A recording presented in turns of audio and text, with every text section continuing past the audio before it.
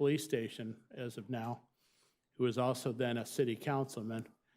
And just seen a lot of change that, so also I've seen a lot of strife in the fact that I've seen a lot of police brutality.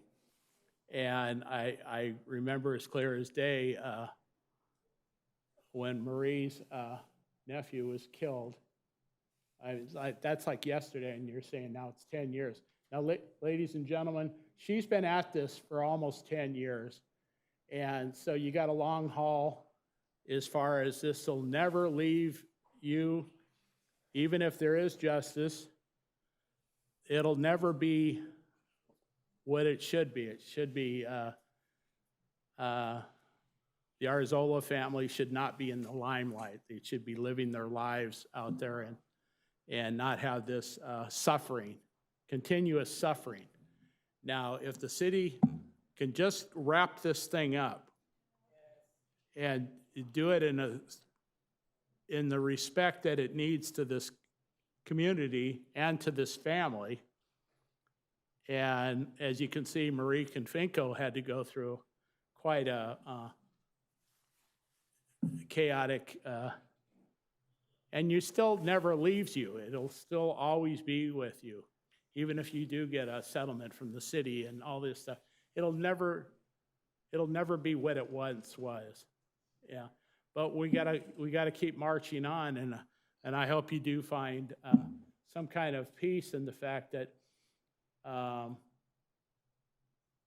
as we get older, we just have to kind of live with our wounds, our pain and suffering. So I bless you all. Thank you so much for doing what you're doing. And also get out there on the streets and march. March from City Hall to the park, the park, La Palma, over here to City Hall. Just march. Don't ever let this name leave this city. Thank you.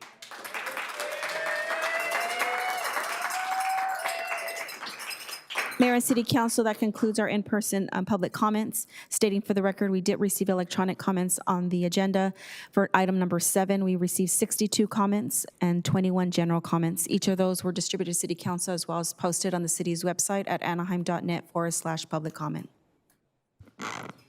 Thank you very much, Clerk. So we will now close the public comment portion of the meeting. And before we move on to council communications, I just wanted to congratulate the students from Acacia Wood for coming. Even if you had to do it with an assignment, it's still not an easy thing to do, to get up in front of here and share your opinions. So it's always wonderful when we see kids from high school that are brave enough to come and share your ideas and thoughts with us. So I just want to thank you guys very much for sitting there so respectfully and participating in our meeting. Mr. City Attorney, do we have a update? I believe we have released the body cam footage. Do we have an idea, timeline of when the officer's name is going to be released? Yeah, I received confirmation that outside counsel released that at 6:56 p.m. this evening to Arzola's attorneys. Okay, so the information has been shared with the Arzola family's attorneys.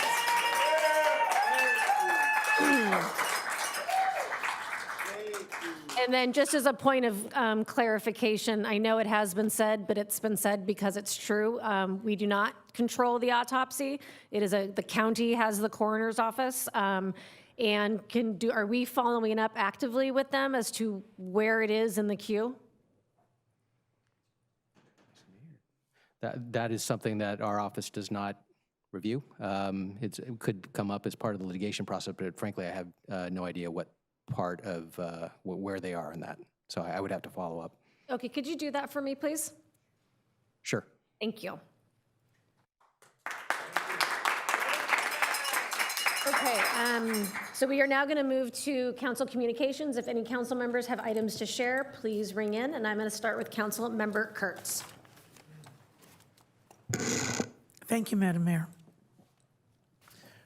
I have some slides. Thank you. First, I want to thank OCO and the Olive Street Elementary School community.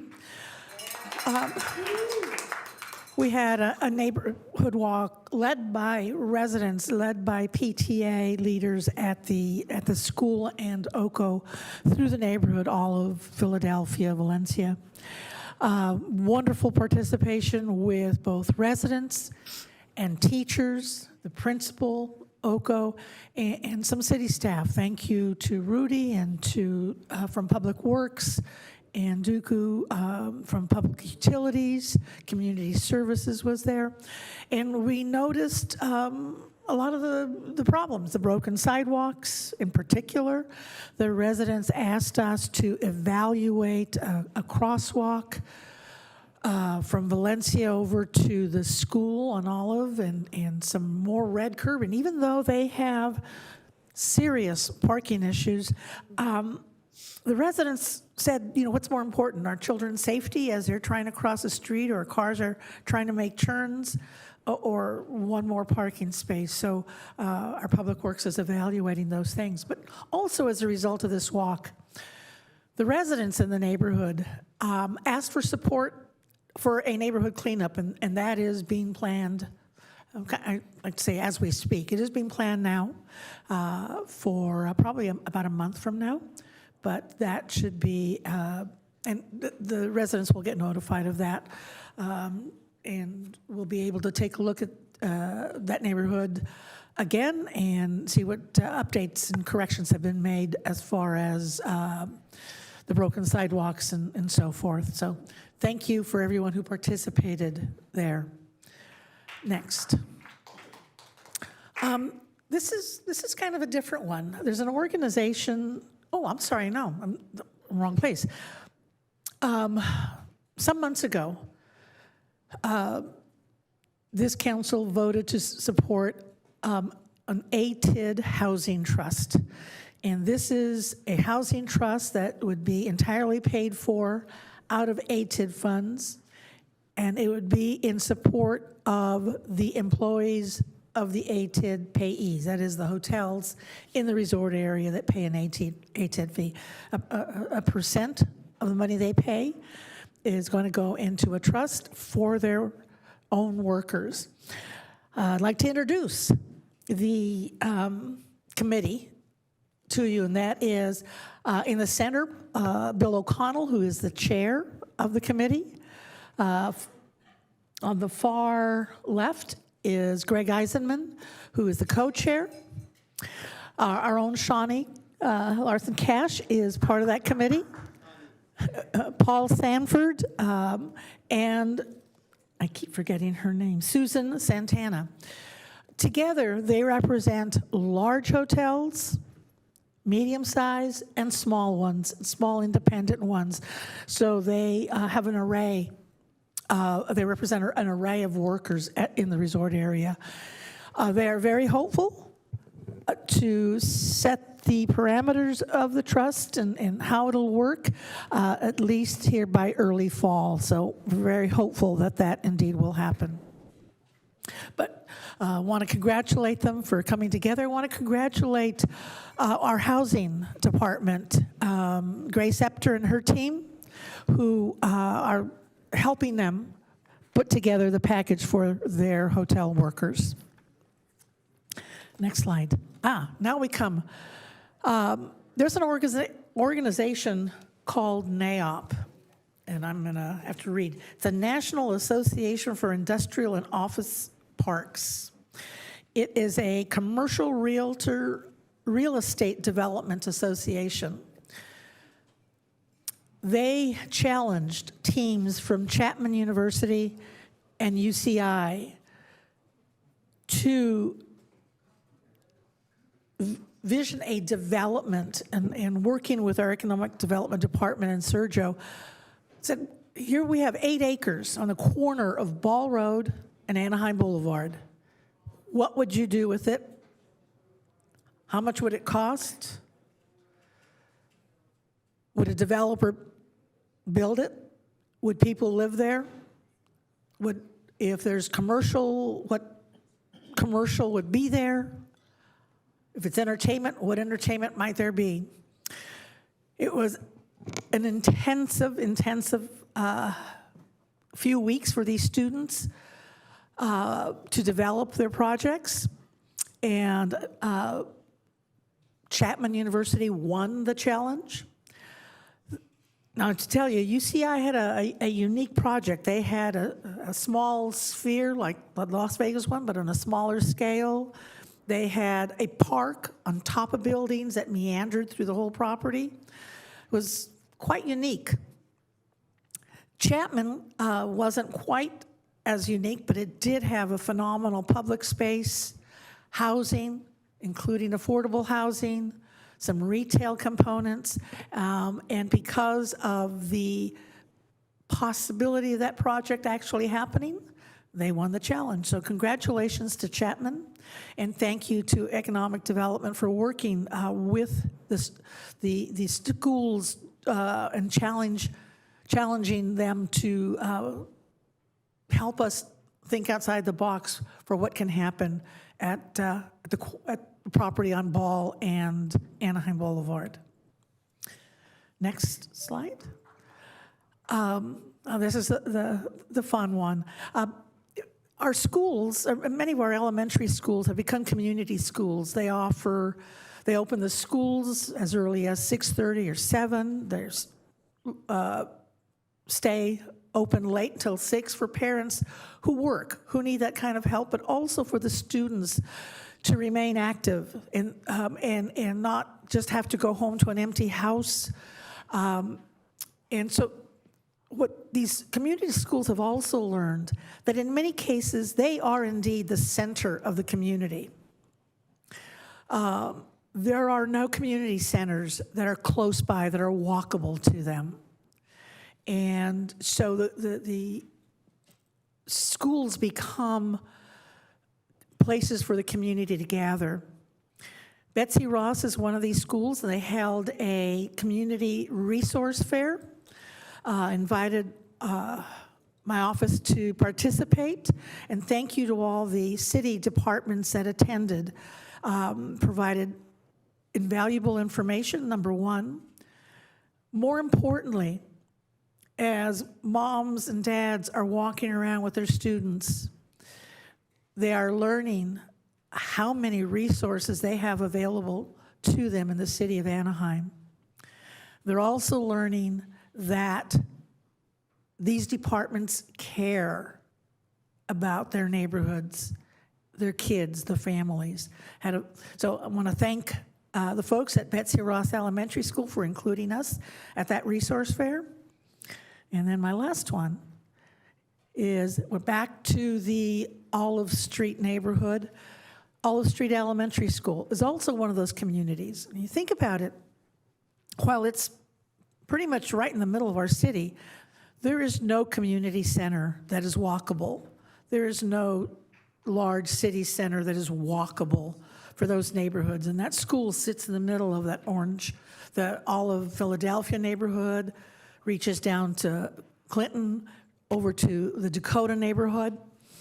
No place for them to gather. The school and the teachers there, the principal there, are trying to open up their campus to make sure that those residents, those kids have a place to go and gather. And so I thank them for including us in the resource fair on Saturday, and to the departments that went to participate, utilities, fire. Thank you, City Clerk, for the first time ever, I know you've gone to others, but participate in those 2 school events, making sure people knew it's going to be almost time to vote. Had stickers, future Anaheim stickers, and Public Works, building, planning, so many departments that don't normally attend these events. The residents learn not only, again, about the departments, but learn that those employees in our departments really do care about them and really do want to engage with them and answer their questions, have fun with them. And so I thank all of the organizations and all of our city departments who participated. Great event, and much needed in those neighborhoods, so I thank you. That is all I have, Madam Mayor. Thank you. Councilmember Moss, and then Mayor Pro Tem Leon. Thank you, Madam Mayor. I have 2 slides to share.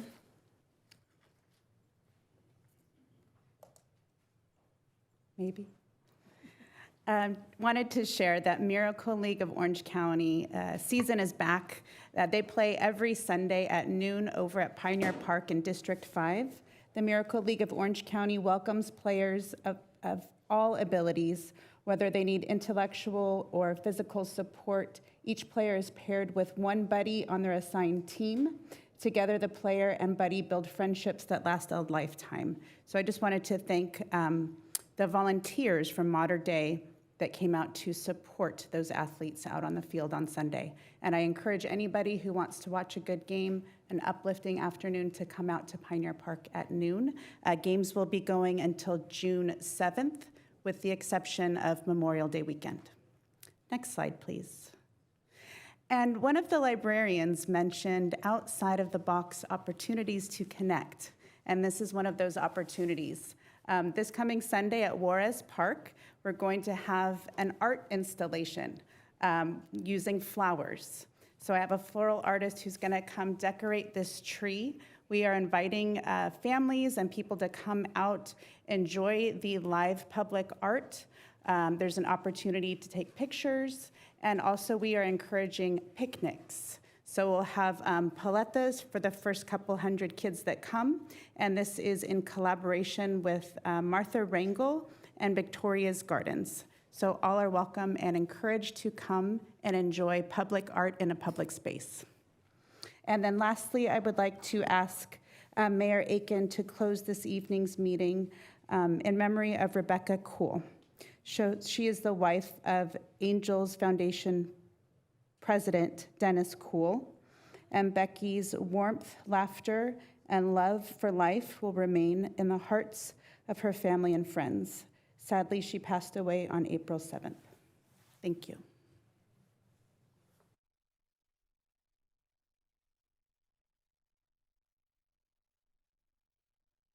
Thank you, Madam Mayor. I express our condolences to the family. Madam Clerk, I had the privilege of attending the first robotics Southern California State Championship, where were you there? All right, cool. Where students from all over Southern California, including here in Anaheim, competed at a whole other level. They learned important engineering, problem-solving skills, and competing while also collaborating with each other. It really was a cool event. And I want to congratulate everyone who played a role in making it happen, and all the participants. I'm really looking forward to seeing what these students are going to be accomplishing in the future. Just kudos to them. They were trying to explain their robots to me, and I have absolutely no idea what it is that they were talking about, but they were pros, and so I'm really excited for them and their bright futures. Wanted to express my appreciation to our neighborhood services team for a recent neighborhood cleanup effort in District 2. Big thank you to all of the staff, as well as Mr. Greg Garcia, who follows up.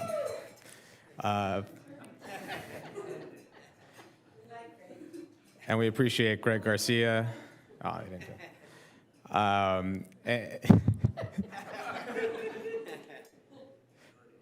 Thank you to Greg Garcia.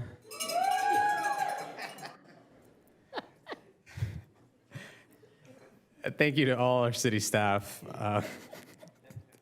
This is a street that has seen a lot of trash and bulky items just left out on the sidewalk. And, sorry.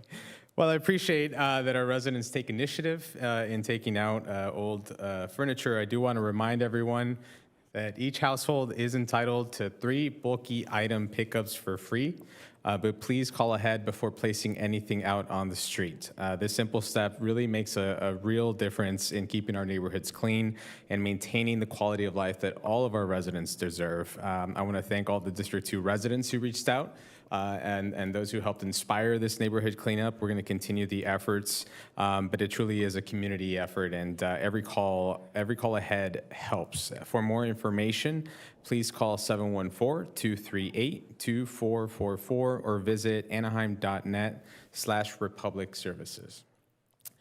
And I am very proud to close on this note. Our office organized our 4th annual Children's Day Fun Fair at Barton Park, and it was truly a special day. Kids enjoyed games, arts, crafts, snow cones, popcorn, snacks, candy, toys, and more. I had my first snow cone, I think, since 6th grade, which is really, really awesome. And the energy just of the event really reflected the spirit of the event. And what really stood out to me was just watching children play with other children that I'm pretty sure they had never met before. But it was just creating those bonds and interactions, running together, playing and laughing, and just enjoying a bright, sunny day with their families and their community around them. And that's what this event was all about. I want to give a huge, huge shout out to Rosary Academy. We had Rosary volunteers. They brought an entire section of activities to the event. And again, just a huge shout out for helping out from setup to tear down. They were there and really made a huge difference. We're really appreciative of them. Barton Elementary's PTA stepped up to keep snow cones flowing all day. And of course, our community partners who ensured that families were walking away with critical resources, important information that go well beyond just the event and the day itself. And of course, a big thank you to our Parks and Recreation team, our Public Works team, all of our city staff who was out there. But these folks were there making sure that the park was ready and even cleaning up after the event was done. We were also joined by Congressman Correa, Trustee Guerrero from the Anaheim Union High School District, Anaheim Elementary Superintendent Chavarria, and their presence really speaks to the importance of investing in moments like these for our families and the importance of partnerships. Even though we're in different areas, working collaboratively, we can help support our community. And I would be remiss if I didn't recognize the volunteers, my staff, Angie, Kelly, Richard, Ian, Sandra, many, many more who were the backbone of this entire event. None of this happens without them, and I'm grateful for every single one of them. So we're looking forward to seeing everyone at the 5th annual Children's Day Fun Fair next year. Thank you, Madam Mayor. Thank you, Mayor Pro Tem, and thank you for mentioning Interim City Manager Greg Garcia. Councilmember Rubalcaba, and then Councilmember Bayless. Thank you, Mayor Aiken, and Madam Clerk, thank you. Just wanted to share a couple of updates from District 3. I have the honor of representing 50,000 people who live in my district. Just wanted to highlight some of the economic development, youth engagement, and community enhancements that we've been able to do within our community. So this right here is a groundbreaking for a Porsche dealership, which will go up alongside the 5 freeway, which is part of a larger revitalization of District 3. This initiative is enhancing our neighborhood along Lincoln. So along with new apartments, the Zia Apartments, we also have for sale Emerald Park homes, as well as J.R. Wills and Tires and Radiant Beer. We're really excited about this project because not only will it help enhance the neighborhood on a lot that has been vacant for 20 plus years, it will also generate much needed tax revenue for our city as well as jobs. And we will be investing in our neighborhoods. So thank you to Porsche. And I also just wanted to mention our former city manager, Jim Vanderpool, who was instrumental in bringing the Porsche dealership here through the McKenna family. So although he is not here, we have the popular Greg Garcia. I also just want to mention Jim Vanderpool, who was instrumental in bringing this to our city. So it's long, it'll be a while, I think at least 2 years, right, Greg, before we actually see the Porsche dealership up, but it will be, it's in the process of coming to fruition, and we're very excited for what it will do for our neighborhoods. On the community enhancement front, I want to mention, or I know Dooku Lee is here. So Dooku, thank you, because we had a pop-up with Public Utilities on Mavis Street, which is right off of East and Sycamore. It's sort of a little hidden neighborhood, which when I was growing up was a pretty impacted neighborhood with a lot of gang activity. However, now we have about 80 or more apartment complexes or units that are just families that are living in this neighborhood. it has really had a lot of love and TLC given to it. So the neighborhood is looking really great, but we were able to visit with residents and also share some of our energy efficiency opportunities. So Dooku and his team gave out packages and other opportunities for families who live in this neighborhood. We also identified areas where we can enhance lighting to improve visibility and help address public safety concerns, which have been a real issue in this area. And I want to thank our chief and our police department as well as Public Works for engaging in that process. I know Dooku Lee reached out to all of you to let you know some of the issues that our neighbors are experiencing, whether it's open containers, drinking in the area, and other nefarious activities. Thank you for your continued engagement to help make our neighborhood safe in District 3. On the youth engagement front, I also want to thank Anaheim Community Services. I think Shawnee's here and her team, as well as Anaheim PD. We're able to visit some of the neighborhoods in my district, and this month we were able to go to the Balsam East community, and we had a wonderful turnout. We brought the Fun on Wheels truck out there. Anaheim PD made hot dogs for the kids and their families, and we were just able to really talk to kids about, I know somebody mentioned careers, but we did talk about some careers, asked them if they want to be council members, police officers, or doctors. The majority of them did say police officers. So it was really nice to be able to talk to the families that were there. I also want to highlight a couple things in this neighborhood. We've done a significant amount of cleanups, bulky item pickups, a lot of graffiti. But one of the things that we were able to do in this particular opportunity was really engage with our older youth who tend to go towards joining a gang around this age range, which is 13 to 14. So having positive interactions with them and our police department is really a good thing for the community. I grew up in this area, not Balsam East, but very close by, and I think just letting them know that they are safe in our city and we can answer any questions that they might have is a very valuable opportunity for all of us who are able to serve Anaheim. And then I also want to thank Dooku and Public Utilities because we were also able to give each of these kids a pencil pouch with a lot of really good school supplies in there. So thank you, Dooku, for you and your team for donating that.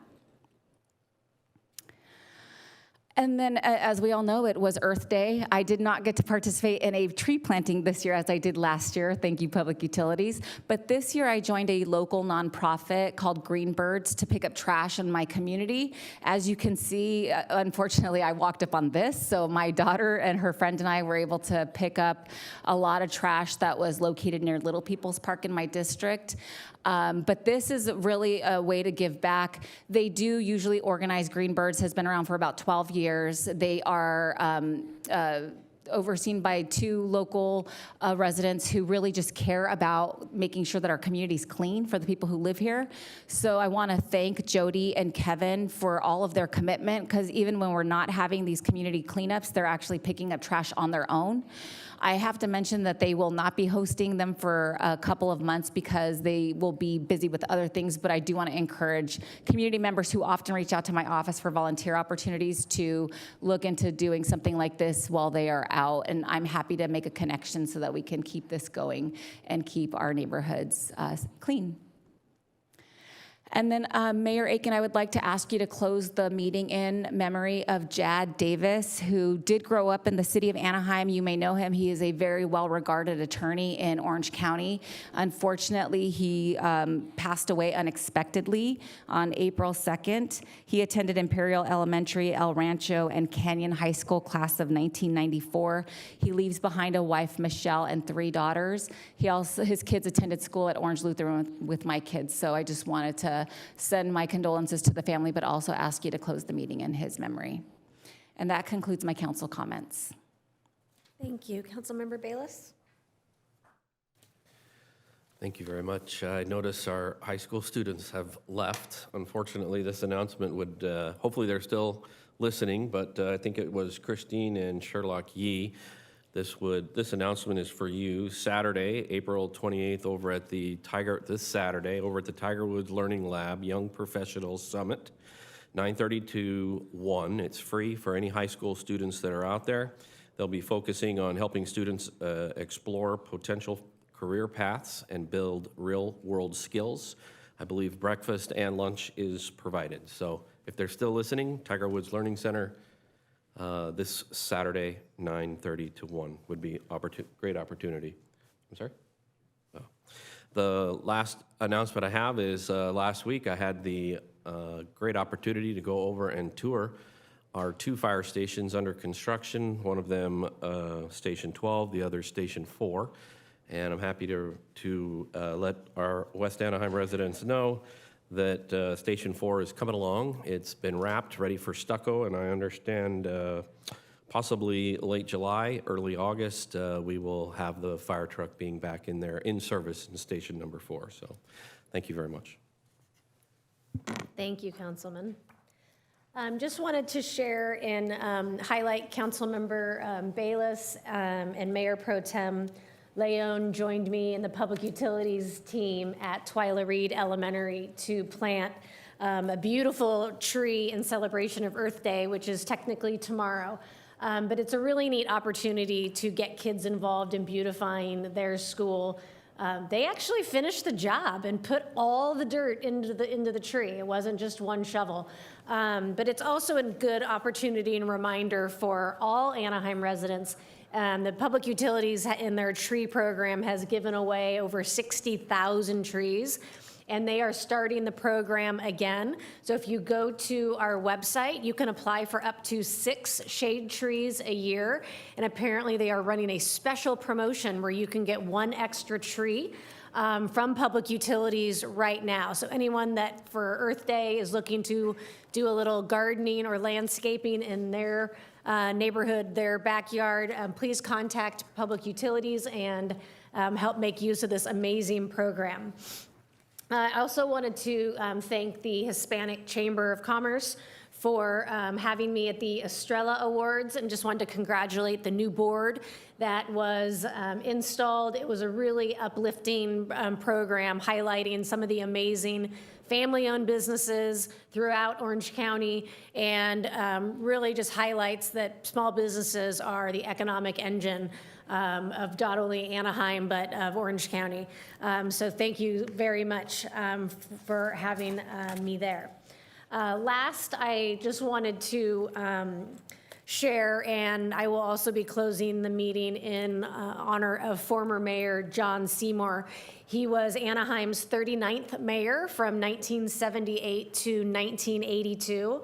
Known for things like bringing the Rams to Anaheim Stadium, where they played for 14 years. He was on the Planning Commission from 1970 to 1994. He served on our city council. He was in the California Assembly and was appointed by Governor Wilson as a United States Senator, the only California United States Senator from not just Anaheim, but from Orange County, still to this day. He advocated for transformative power of home ownership and thought that home ownership was the true path to, path out of poverty and path to on your way to the American dream. He was a common sense moderate who I enjoyed meeting several times, and prided himself on working with everyone, no matter what letter comes after your name. So just want to share my condolences to his family, and know that he's a cherished member of the Anaheim family that will be fondly remembered for many, many years. So with that, I'd like to turn it over to City Manager Greg Garcia. Thank you, Mayor. Just a couple updates today. First, want to bring your attention to an item. One of our favorite annual events is coming up, and that's Cinco de Mayo. So we want to welcome everyone to join us next Saturday, May 2nd, as we celebrate. We'll see performances by our students from Anaheim Elementary and Magnolia School Districts, along with live bands, food trucks, children activities, and more. We're looking forward to bringing the community together for the special one-day community celebration. Again, next Saturday, May 2nd, noon to 8 p.m. at Center Greens Park, just right behind us here at City Hall.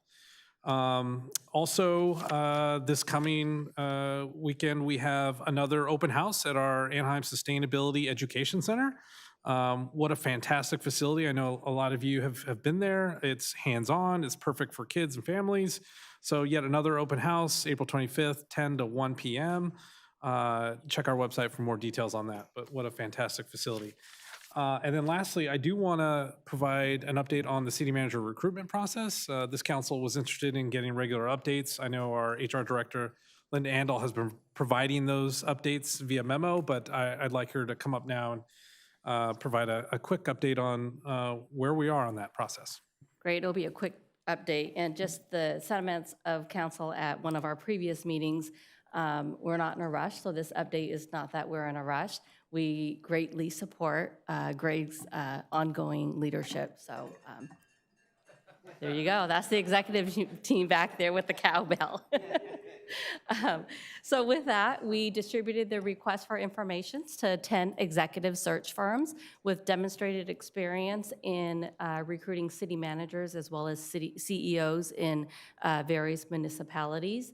We received 6 responses from these firms. 2 declined to participate due to their schedule, and then we did not receive 2 responses of the 10. So we'll be moving forward with 6. There is a team of your executive leadership reviewing the RFIs as we speak. This is just to ensure an efficient flow and evaluation of the process. I fully intend to present the City Council with all of the responses to the RFIs, and I hope to present that at the second meeting in May, which is May 12th.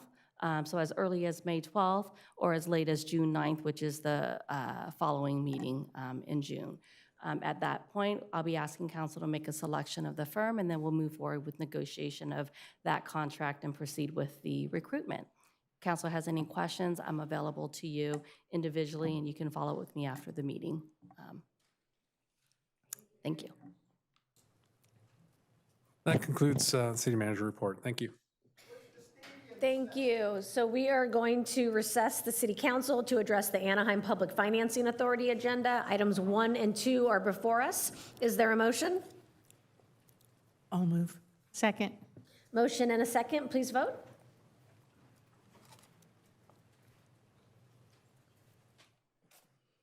The vote is 7 ayes, no nays. Motion carries. Without objection, we adjourn the Public Financing Authority and reconvene the City Council to address the City Council consent calendar. As a reminder, clerk, items 21 and 23 have been removed from the consent calendar. That's Are there correct, Mayor. any items that people would like to remove? I'll start with Councilmember Rubicalva. Item 7, and since 21 has been removed, I was going to pull that one. Okay, item 7, thank you very much. Mayor Pro Tem Leon. Thank you, Madam Mayor. I was also going to push poll 7, but in addition to that, 12, 16, and 27, and then just a very brief question on 15.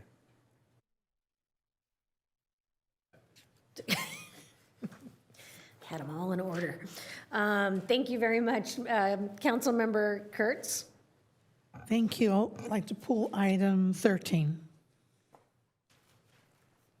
Thank you very much. So do we have a motion to move the balance absent items 21 and 23? I'll move. I'll second. We have a motion and a second. Please vote. The consent calendar also included the adoption ordinance number 6625, ordinance of the City Council of the City of Anaheim amending Chapter 17.08 subdivision, Chapter 17.34 development fees, and Chapter 17.36 public safety facilities and vehicle equipment impact fees of Title 17 land development and resources of the Anaheim Municipal Code, and finding and determining that this ordinance is not subject to CEQA pursuant to Section 15060C2, 15060C3, and 15061B3 of the state CEQA guidelines, because it will not result in a direct or reasonable foreseeable indirect physical change in the environment, because there is no possibility that it may have a significant effect in the environment, and because it is not a project as defined in Section 15378 of the CEQA. And the vote is 7 ayes, no nays. Motion carries. Thank you very much, Clerk. I'm going to take these in numerical order. So I'm going to start with item number 7, requested by Councilmember Rubicalva and Mayor Pro Tem Leon. Would you like a staff report? Yes, please. Interim City Manager Greg Garcia, may we have a staff report? Yes, the staff report will be provided by Chief Manny Sid in our police department, and as well as our purchasing agent, Ed Segura.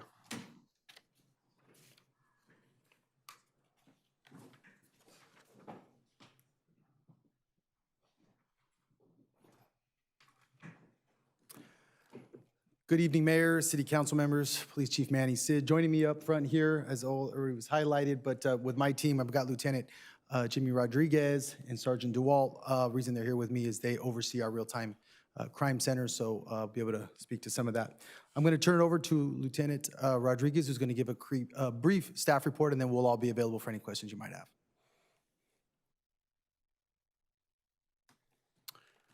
Good evening, Mayor and City Council. Before you is an item to request authorization to issue purchase orders for Motorola automated license plate readers, or also known as ALPR equipment.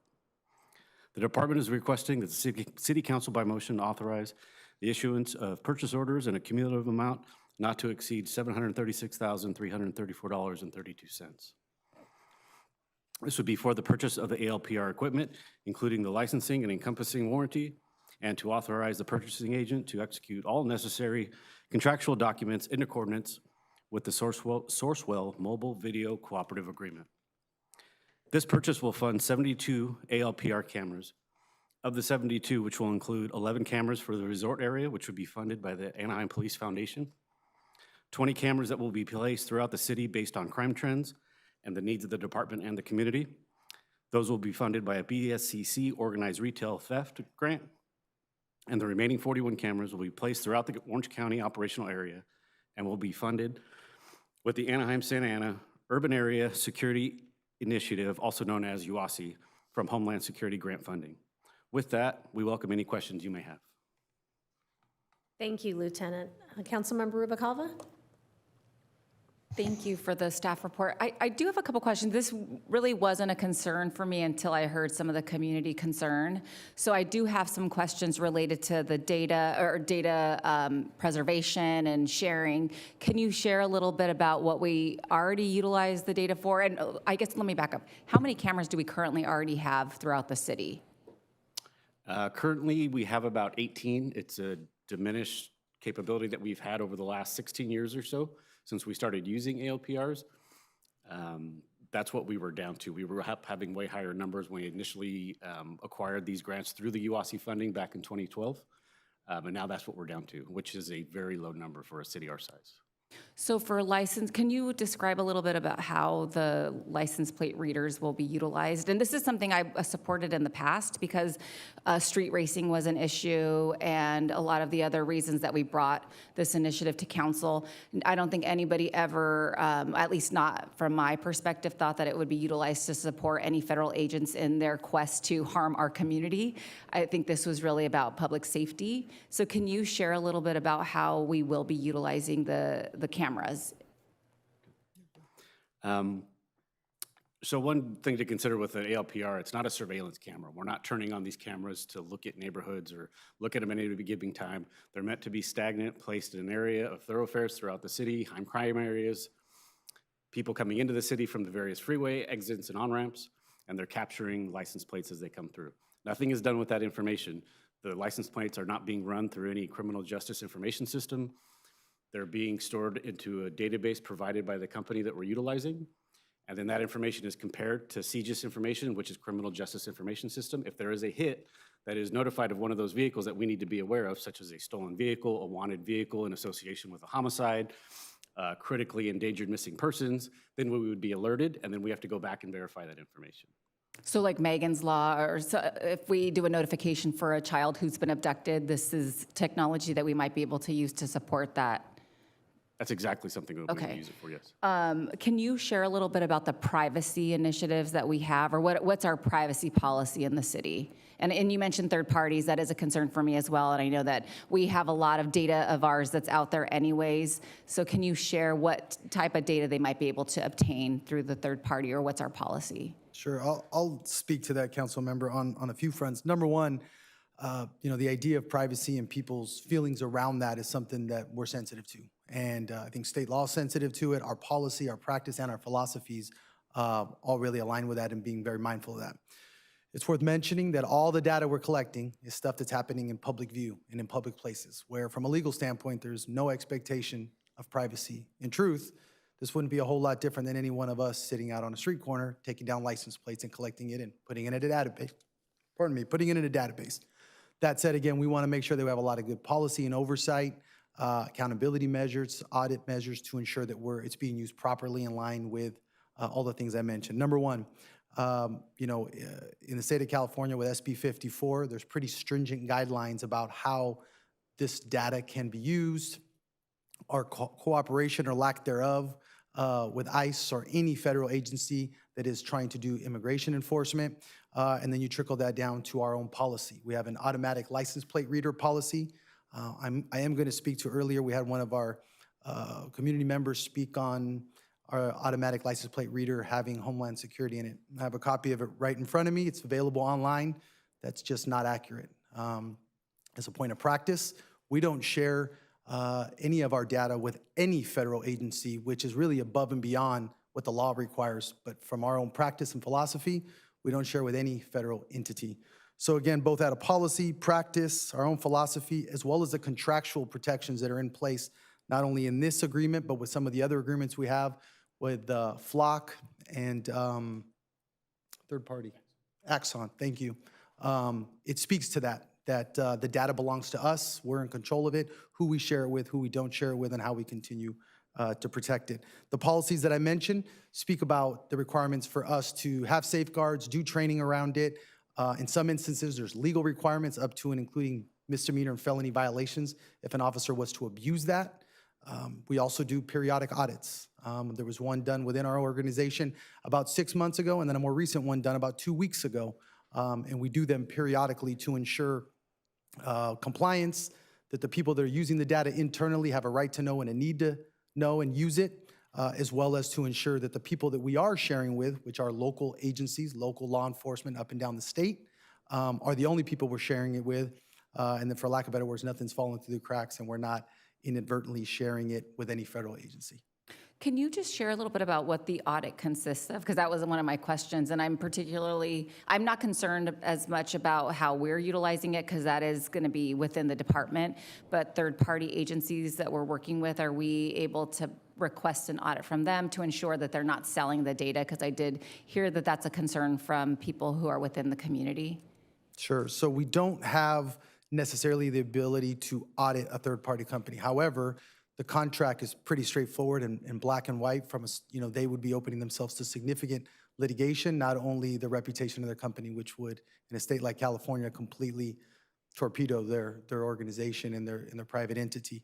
Internally, we do audits on everything from looking down the list of the many agencies that we do share this data with versus the ones that we don't, all the way through with any of our systems, be it ALPRs, other criminal law enforcement data systems that we have in place. We do periodic audits of them to ensure the folks that are using them appropriately, have a right and reason to use them.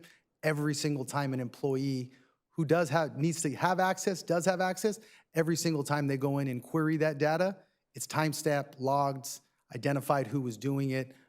There's a lot of a digital fingerprint, if you will, of anybody that goes in and utilizes it. So these cameras will be located off of freeways and specific areas, not necessarily in residential neighborhoods or anywhere that might invade somebody's privacy? Sure. Just to highlight, even in a residential neighborhood, public street, still no real private, expectation of privacy. However, as a point of practice, really all of our cameras are going to be typically on major thoroughfares. What we're trying to capture are kind of the main veins or arteries into certain communities, into certain neighborhoods, places where likely vehicles are going to use to, get through our community, for lack of better terms, kind of escape our community after committing a crime, and that we get the opportunity to collect the most amount of data possible. And then the data that's collected would be stuff they can access through the DMV? Just clarifying the question, they could access, you mean our staff? No, just in general. So the concern that somebody might be able to access the information that we're capturing, which is a license plate, what would that entail? Who the car is registered to? Correct. So it's going to take a photograph of the vehicle focused in on the license plate, which then in turn for law enforcement gives us the ability to run the license plate through DMV and other law enforcement systems, establish if there's a missing person attached to it, a felony warrant, a stolen vehicle, and or store that data and the vehicle's general description, make, model, and color, so that we can in turn from an investigative standpoint use it to query it in the future. For instance, if there's a robbery at the corner of Anaheim and Broadway, and the victim says that the person that committed it was in a red Toyota sedan, we could go in with that information into the database, query that information, and provide us possible related vehicles, maybe identify a license plate, and then start working that to hopefully identify a potential suspect. Perfect. I mean, I'd be interested at some point when you guys have had more time to collect data, how many crimes we've solved utilizing this technology, because that I think is important, especially because I do get a lot of concerned residents who have had a car stolen or anything related to somebody who might be driving unsafely. And I think I go back to our original concern, which was the street takeovers, which was a big deal when we had a 7-Eleven that was taken over, and that was something that was of a big concern. So thank you for answering questions. I'm going to go ahead and turn it over to Mayor Pro Tem. I'm sorry it took so much time. No, thank you. Mayor Pro Tem? I was going to take another hour, so. In all seriousness, thank you, Madam Mayor. Thank you, Chief, and the team. I know that anything that involves law enforcement technology carries a real layer of fear right now, especially with everything that we've been experiencing, and particularly in our immigrant community. I do have some questions for you. Some of these I believe you've already answered, but I think it bears repeating because it's important that we get the correct information out there to the community, because the last thing we want to do is instill fear with inaccurate information. But I do want to say Anaheim is one of the most visited attractions in the world. We don't just have the one venue, we have not just two, we have 4 venues that draws thousands of people in any given day, in any given week. And so with us collectively drawing those millions of visitors, employing tens of thousands of our neighbors every year, I do take our responsibility up here of upholding and ensuring public safety for everybody very serious, and it's one of our most fundamental obligations. And so I want to ask you some of these questions just to be blunt, and I apologize for being blunt. Will this technology, or can this technology be used to track undocumented immigrants? It cannot, number one, under state law. It absolutely cannot. That would be a misuse of it, a blatant violation of the law. Again, as I touched on earlier, further would be a violation of our policy. As the lieutenant touched on, we are not using it to actively and proactively use it to surveil or trace anybody for that matter. It's really honed in on really the 2 ways that I described that we use it now, again, as a database for specific criminal investigations, that we'll use it as a way to identify vehicles and hopefully eventually potential suspects to a specific crime. But as a point of both law and practice, number one, we don't do immigration enforcements, whether we're talking about ALPR data or otherwise. So we certainly would not be using this database or really any of our technology to do any immigration enforcement. Can ICE or federal agencies access this data? No, and we don't share our data with any federal entity, including ICE. We don't cooperate with them in the way of doing immigration enforcement. We do share the data with other local agencies, municipal police departments, sheriff's departments, state entities, CHP. But here in the state of California, every one of those agencies is governed by state law. And state law does not allow us to share it with entities outside of this state where their laws may be different and where they may be in a position to share those potentially with ICE. So we do not share it with ICE. We're not looking to share it with ICE. And again, it would be a violation both of state law and our own policy to do so. Can you say that last part about state agencies again?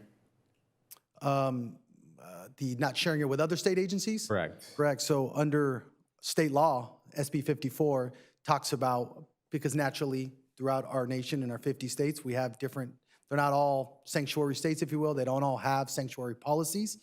So a part of the protections in that we do not share our data with folks in neighboring states or any other places with the understanding and belief that there's a possibility that we share that data with them, and then they have the ability to potentially, totally legal in their state, share it with a federal agency. Not to say that they would, but that they could. So we do not share our data with anyone outside the state of California. Thank you, Chief. And how long is the data stored? Do we have a retention policy on this? And is it consistent with the rest of the department and the city? It is. The typical retention for data as it relates to ALPR is going to be 1 year.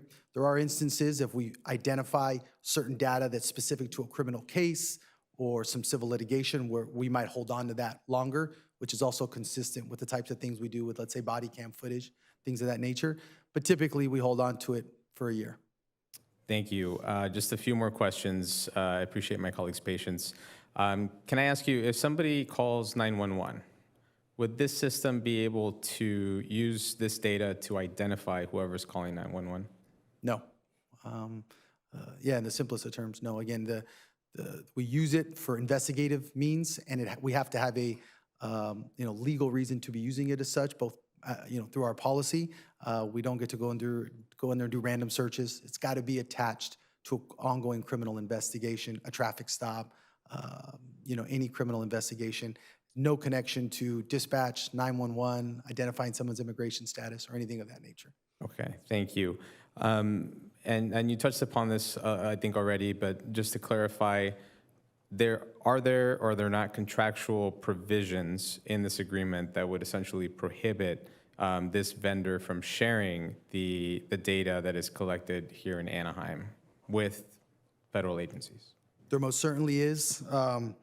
It speaks, in very just plain black and white English, that the data, it belongs to us. It has to fall, that we have total rights over who we share it with, who we don't share it with. If this third-party vendor broke that contract, totally went outside of that, they would be in absolute breach of the contract, and then open themselves to, obviously, to litigation, along with what that would do to their organization and the reputation of their company.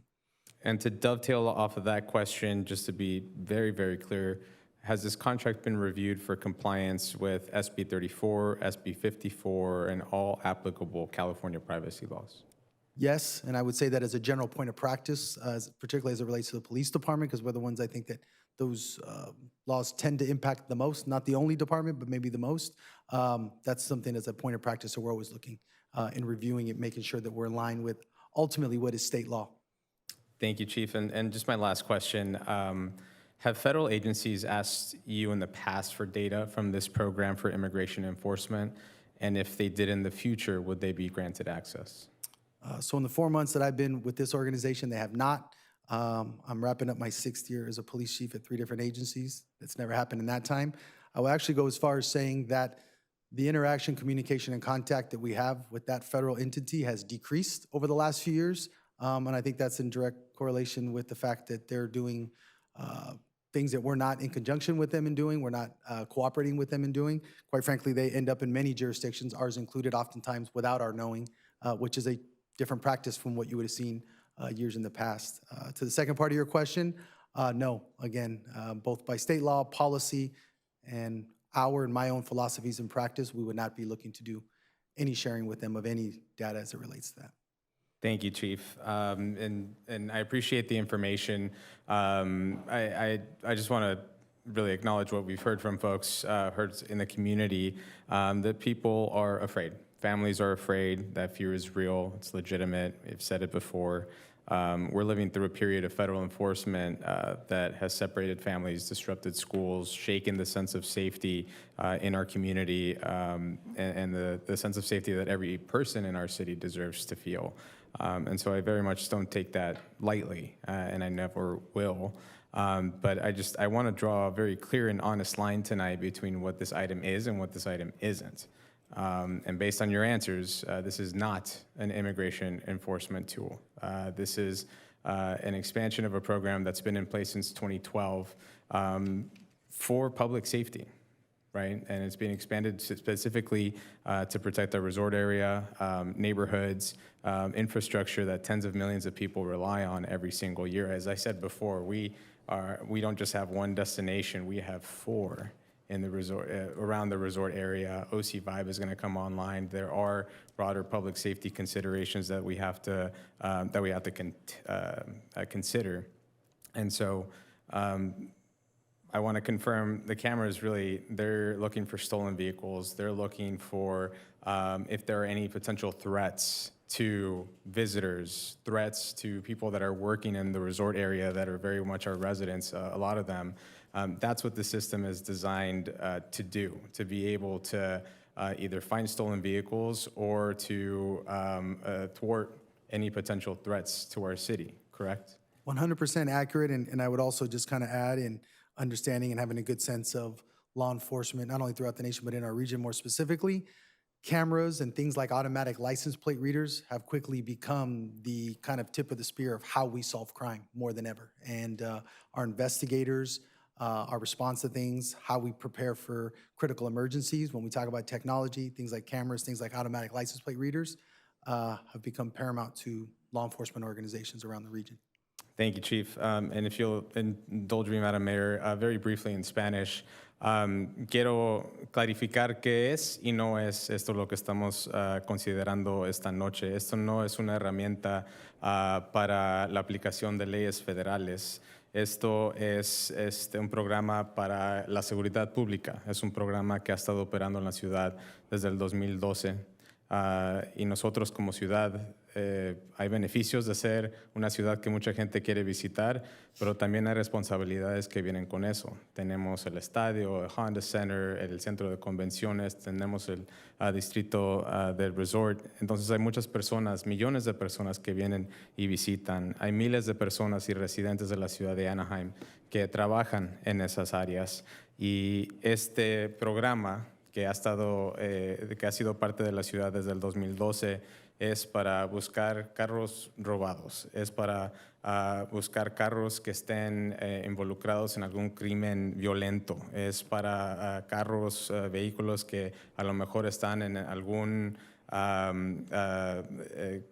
que han sido conectados a algunas amenazas a nuestra ciudad.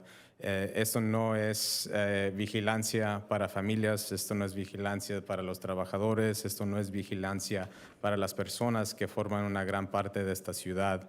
La ley del Estado de California nos prohíbe compartir cualquier información con agencias federales. Y nuestra ciudad se ha comprometido a esa póliza, se ha comprometido a seguir leyes estatales y continuamos con ese compromiso, con ese requisito de operar bajo las leyes estatales. Así que les pido a los miembros de la comunidad que por favor compartan información correcta, que no hagamos que la comunidad tenga más miedo de lo que ya tienen. Esto es para la seguridad pública, no para la aplicación de leyes federales. I just ask our community to not instill more fear into an already fearful community. This is strictly for public safety and not immigration enforcement. I appreciate, Chief, your confirming that and your clarifying questions, and I appreciate the work. Thank you. Thank you. Councilmember Moss and then Councilmember Kurtz. Thank you, Mayor Aiken. Quick question, then I'm going to switch gears a little bit. There was a comment mentioned about cameras being hidden. Are these cameras conspicuous or are they hidden? Are they both? Generally, the type of cameras that we use are either overt or covert. These are not covert, they're not hidden. If you've looked around in the city, you'd be able to spot them. So I guess it's kind of a long-winded answer, but they're overtly out there, they're not hidden in any way. My experience is that residents actually like conspicuous cameras that they perceive to deter crime. I've been to many presentations about the Real-Time Crime Center, and I've heard residents ask, can we purchase these cameras? They're very eager, in my experience and listening, to have more tools for our police department. Switching gears a little bit, somebody brought to my attention that there was an unfortunate situation in the city of Costa Mesa with a Costa Mesa police officer using law enforcement tools to stalk women. I know we don't do that here in the city of Anaheim, but what safeguards are in place so something like that cannot happen? Councilmember, thank you for the question. I can't speak specific to the incident in Costa Mesa. I don't know. What I will say more generally, we have a great deal of safeguards, not only as it relates to just the automatic license plate reader program, for all our database systems. Not only does staff go through ongoing training, some that's mandated internally, much of which is mandated both federally and at the state level for the many databases that a law enforcement officer is given the privilege to access. Personal information, criminal history, DMV records, so on and so forth. The law is very clear on dictating and as a part of, as early as when an officer is in the academy and being taught right to know, need to know. You don't get, just because I have the ability to go and access the system, I have to have a reason and a viable criminal-related reason. Under no circumstances Do you have the ability to go in there and use it for personal use, for your business, for some personal relationship, anything like that? Not only would that be a violation of policy, in many instances, and I think just the gist of what you're describing in Costa Mesa, there'd be criminal charges associated with that, misdemeanor, even sometimes felony charges. It has happened, in law enforcement where some individual goes rogue, for lack of better terms, and uses it inappropriately. So a lot of safeguards. I touched on both by policy and practice, we have to conduct periodic audits of it, from our records manager through to the folks that oversee the Real-Time Crime Center. They have to do periodic audits to identify the folks that are using it, ensure that they're using it with legit reasons, attached to an actual case, and try to identify the potential, if ever, that someone might want to use it and is using it for anything other than means that are associated with the police department and not for personal use, some personal investigation, or anything else like that. Thank you. The now ex-officer did plead guilty to the accounts. That is all of the questions I have for now, but thank you. Thank you. My colleagues asked the questions I already listed. I just have one more, and 11 cameras dedicated to the resort area. Can you tell me a little bit about the rationale for that? I'll let Lieutenant Rodriguez speak to that. I think he can give some good insight. So as part of the critical infrastructure of the city of Anaheim is our resort district, where we have 0 LPR cameras right now. We do have some surveillance PTZ cameras, pan, tilt, zoom cameras throughout the resort, obviously throughout the city, as well as traffic cameras. But where we're in an area that's needed is in the resort district, as it being part of our critical infrastructure in the city of Anaheim, just like parts of areas like the Lewis substation down, which is in between the Platinum Triangle and the resort. All those areas are going to be what we're looking at to design and where we're going to deploy them to make sure that we kind of have almost a geofence around the resort area. I noted in the report, the staff report, that those 11 cameras are being paid for by the Anaheim Police Foundation. And that's different from the other cameras being purchased. Can you tell me how you came about getting the money from the foundation for that, for those 11 cameras? Yes, ma'am. So there were various stakeholders in the resort that were concerned about the lack of LPRs in the area, and they donated money to the Anaheim Police Foundation to support some sort of better infrastructure for the resort. And when we came to our team of trying to build out what would be the best purchase item, and it would be LPRs. Thank you very much. So the businesses in the resort area themselves are really contributed to having cameras in their area. Yes. Thank you. Thank you, Councilmember. Councilmember Meeks, and then Councilmember Bayless. Thank you. I think these cameras are great. I know that they have solved crimes in our city and will continue to, and I think that that is our mission, is to keep our community safe. So I fully support this. I did have a question in one of the answers that you had about we don't share it with other states, but if there was an Amber Alert that was in a different state or something like that, and we got a hit on it on one of these cameras, we would share that information, right? We would, as if we could identify to a specific criminal investigation that had no connection to doing any immigration enforcement. Okay. We still cooperate with law enforcement entities. We would still cooperate with federal law enforcement entities as it relates to criminal investigations. We always have. We will continue to do that as long as we can ensure that it has nothing to do with immigration. Right, but if it's a crime, yes, we want to help solve those crimes. Correct. So I can see not giving them access to our whole database, but That's correct. yes, participating in solving that crime and finding those criminals or finding those missing persons is important. Yes. The other question I had on it is a third-party vendor, and I just want to make sure that we have fully vetted the security that they have around this data. I know that has been at least reported to be an issue on some of these things, and so do you feel comfortable and confident that this third-party vendor has the security in place where he's not going to get hacked and make this information public? Yeah, and I'll turn it over to the LT, to kind of speak in detail, but I'll just say overarching, when we talk about Motorola, it's one of the biggest companies out there.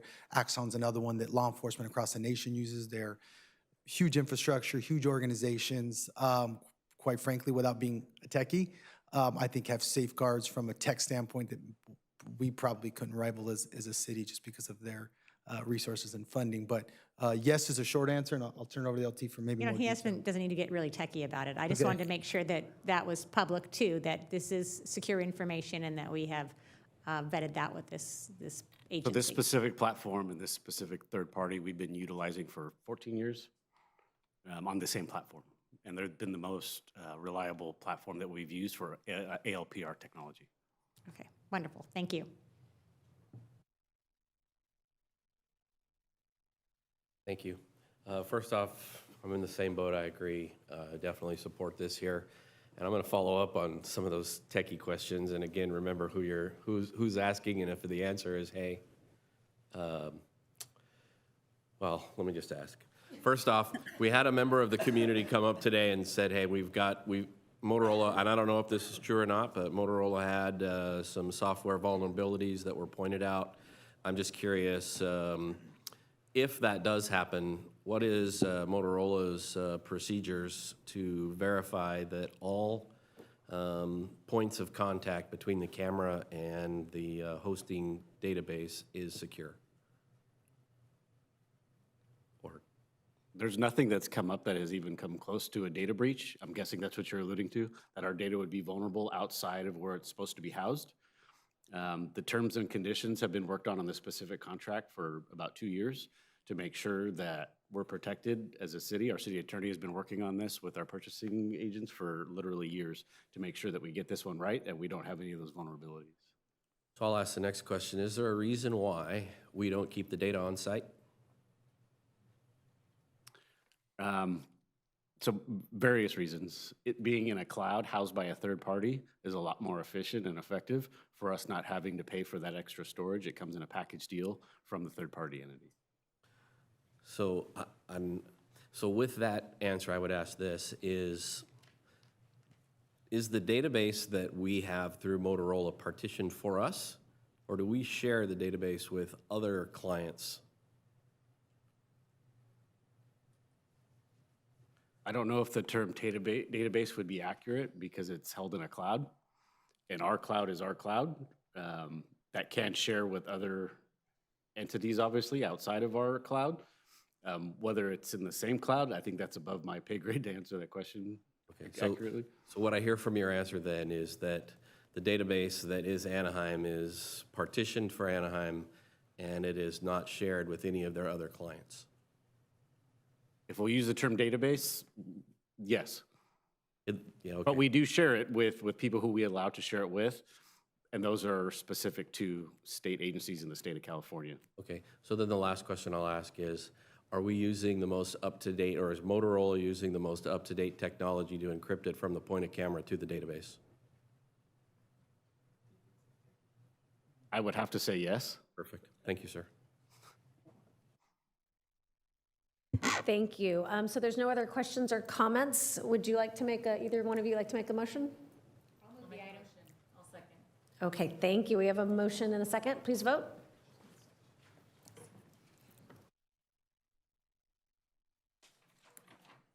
The vote is 7 ayes, no nays. Motion carries. Thank you very much. The next item that was pulled by Mayor Pro Tem is item number 12 first, and then I think Director Amani also has item number 13. So start with item number 12. Would you like a staff report? Yes, please. Okay.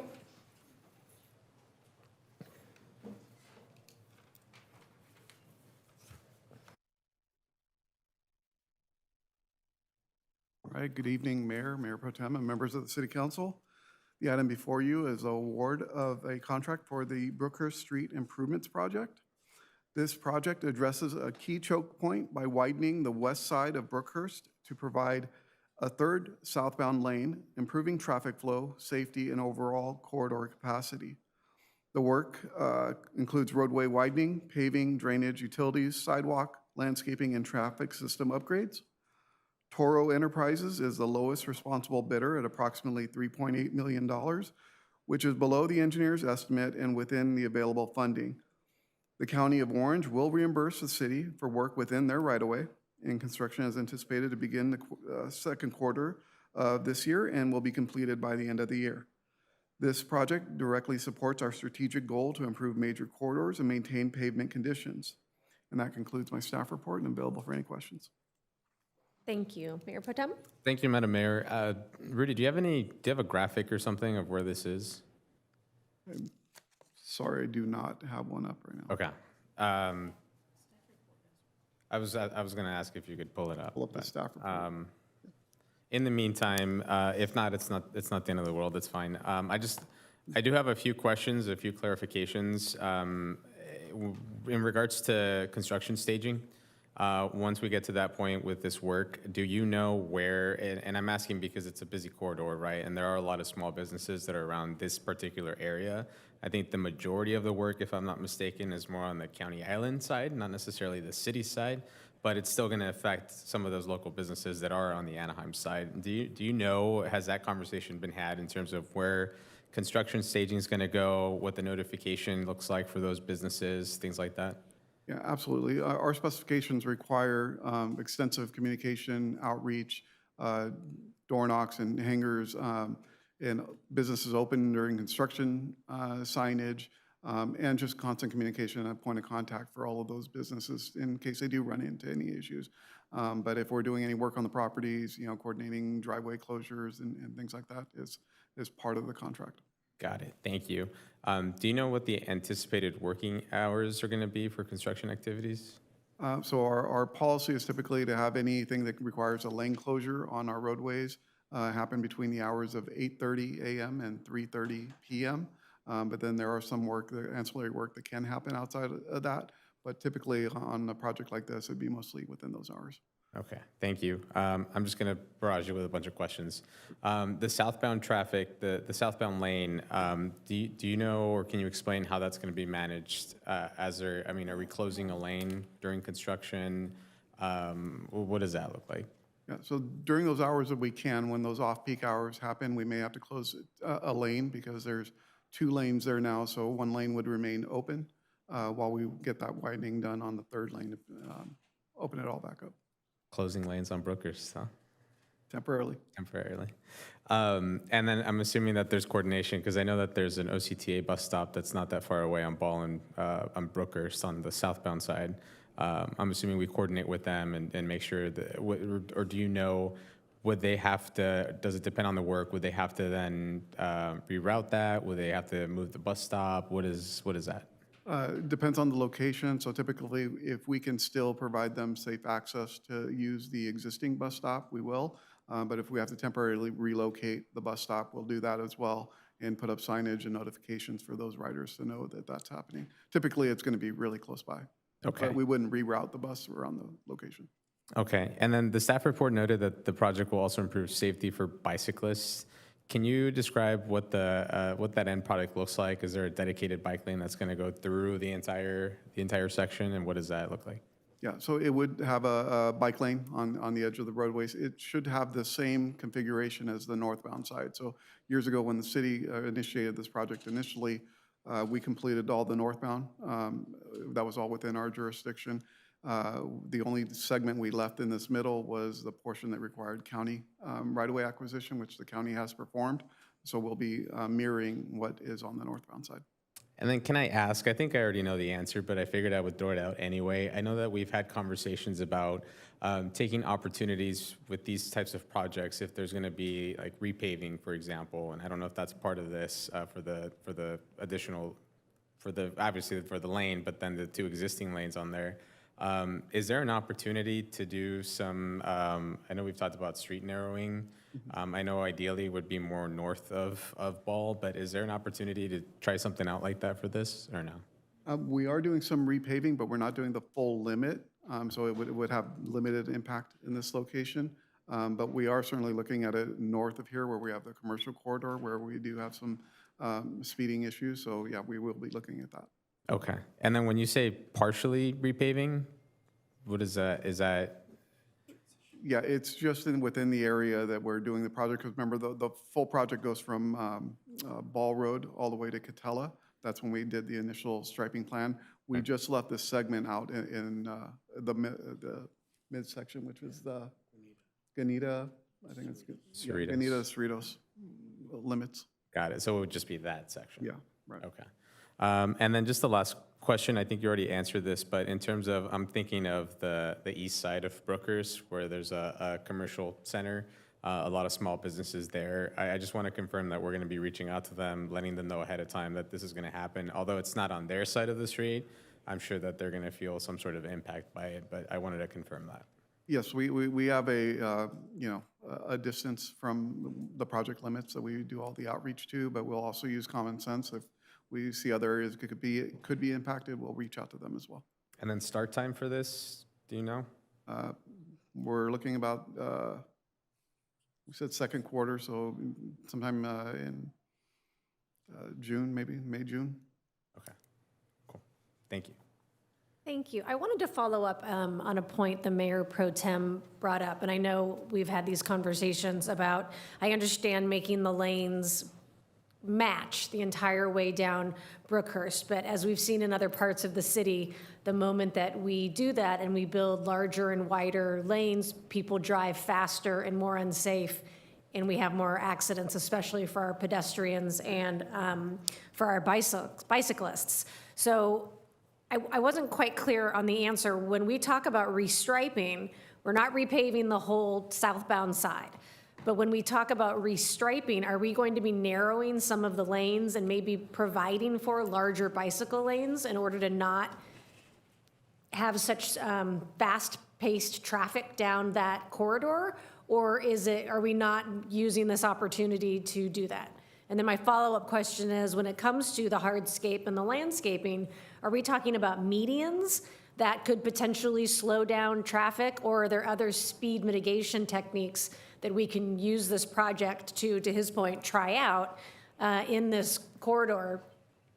Yeah, that's a great question and great point. I'm glad you brought that up, because that's what this project initially was. When we originally did the first full length from Catella to Ball Road, it was a 4-lane roadway. It was going to 6, but we included adding those median lanes and controlling the left turns, and that's where we saw I'm trying to remember the numbers from back then, but we had something like a 93% drop in accidents. So we made the road significantly safer by doing so. And we are looking at those strategies to continue to narrow lanes. And just there was an item on here this evening where we were doing that citywide in multiple neighborhoods. But we want to do it when we're doing a complete repaving, so we can get all of the striping. So if we're going, typically when we do our pavement, we would do a long limit, say from Catella all the way to Ball Road, and that way the striping would all be consistent, because if we only did it on a short segment, it wouldn't have the effect that we want. But I am happy to report during this section, this project has reduced and increased safety significantly. Reduced accidents, increased safety, yes. So you said in this project, it reduces speed and increases safety? It did. So what the larger project that we built, Going it from did. 6 to 4? No, where we went from 4 to 6. When we built it, it was about 10 years ago when we built our city portion that went all the way from Catella to Ball. That's where we saw the huge reduction in accidents and increased safety. This is just to finish a gap that we couldn't build at that time because the county didn't want to acquire the right-of-way that was necessary. So right now we're just doing a gap closure. And are we doing hardscape or landscaping as part of this project or not? We already built all the median, so all the median and landscaping, and we actually have a beautiful widened parkway swale area on the west side as well, because we had that excess right-of-way when we did the right-of-way acquisitions with our project. Okay, thank you. Thank you, Madam Mayor. Just very quick, I want to just echo, if there's an opportunity to, if there's some funding available somewhere of dear interim city manager Greg Garcia, I think the point I'm trying to get to is, so you're going to basically, this takes care of that little portion, the choke point, if you will, of that section.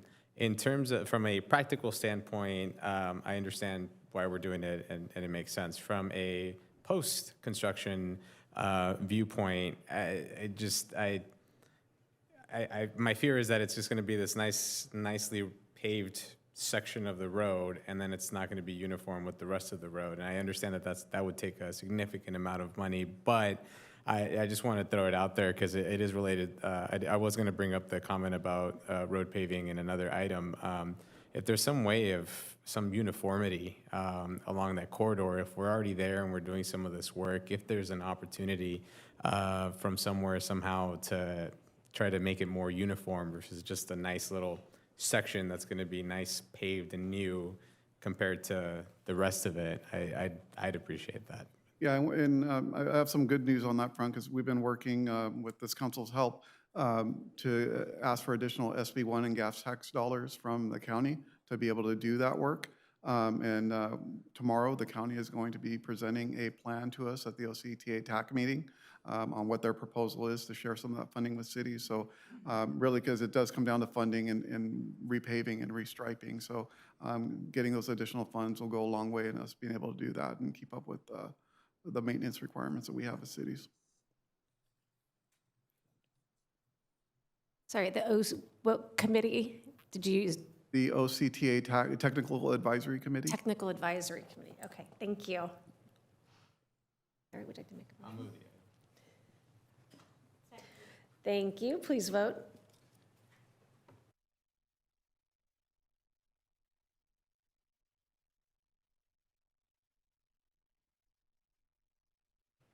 Mayor? The vote is 7 ayes, no nays. Motion carries. Thank you. The next item pulled is item number 13, pulled by Councilmember Kurtz. Would you like a staff report? Yes, I would.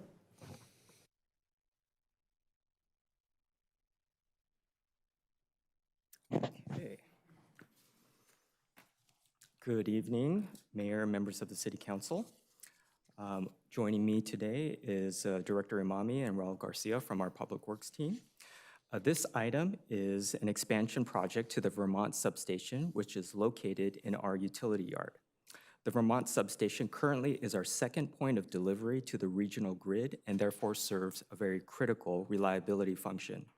It was constructed in 2008 to connect between substations, but it doesn't currently serve customers. The project for your consideration is to expand and equip the substation to serve customers. What's driving the need for expansion? While we have invested heavily in conservation, which has reduced our overall demand, there are multiple needs we're seeking to address. There's a lot of activity in Anaheim, housing development, electrification to align with state policies, as well as commercial and industrial loads. Over time, that puts additional demand on our existing substations and high voltage circuits, and we eventually have to expand in order to maintain reliability. The Vermont substation will give our field crews and operators more tools, such as the ability to offload circuits with higher demands or reroute power when needed. This is important because during power outages, we may need to place customers onto other circuits in order to make repairs, and we therefore need operational flexibility. If you think about a power strip that has every outlet doubled or tripled up, there is no capacity left in any one of the outlets, and if they go bad, it jeopardizes the entire power strip. The project will be located at our utility yard where we keep our inventory of equipment, house our field crews and vehicles, and conduct training. The existing substation is in the center of the parcel and is bounded to the west by the Metrolink rail line, and I'll speak to how we're addressing the proximity to homes in future slides. Also in the vicinity are Jefferson, Olive, and Roosevelt Elementary, and we are always cognizant of traffic impacts during the school drop-off and pickup times. We'll schedule deliveries of large equipment to avoid those hours. And you can see the yellow lines, which represents the undergrounding project that is currently in the bid process. We hope to bring that bid recommendation in several months for your consideration. Of note, we are taking advantage of the timing of the undergrounding project on Vermont Avenue to place additional conduits into the street at the same time to avoid multiple excavations. I mentioned that we are taking the opportunity to address proximity to homes. The photo on the left shows that the substation is accessed from inside our yard, And so the back of the substation facing the railroad tracks on the west side is a 20-foot wall, block wall. On the image on the right, you'll see where the block wall ends, and we had a chain link fence that had been broken into so many times that we ended up placing plywood, which didn't always work. The homes are separated by two rail lines, but the residents could see right into our facility. You can see that on the left that the plywood wall extended for quite a distance, about 300 feet. The image on the right is of the current, recently constructed block wall that matches the height and design of the existing block wall. It's part of our ongoing effort to address theft and vandalism, but is also a visual break for residents so they don't see the utility equipment. It will also help reduce noise and dust from our facility. Another feature to the substation is that large transformers will be enclosed but ventilated with louvers. The design includes sound dampening to reduce the noise from the transformers, but still allows for the necessary cooling to prevent overheating. The enclosure is another way to provide a visual break for residents and adds an additional layer of protection for the equipment. The Public Works Department administers the design build process, which started with the request for qualifications. The next step was for the qualified firms to submit proposals and participate in technical interviews. The ranking of the top 2 firms is shown at the bottom, and staff is recommending award to Aubrey Sylvie Enterprises. They previously built the Anaheim substation, which is located near the packing house.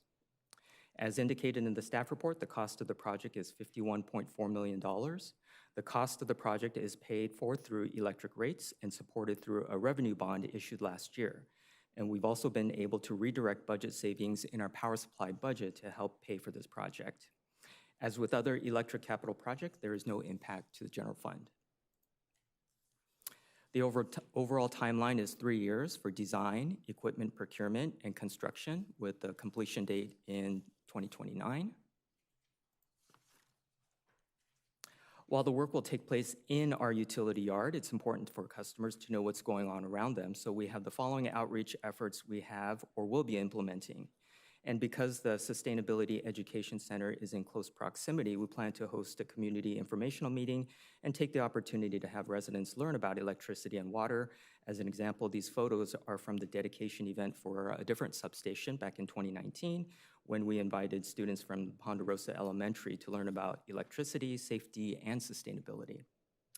For the nearby businesses, we will either hand out mailers or project information.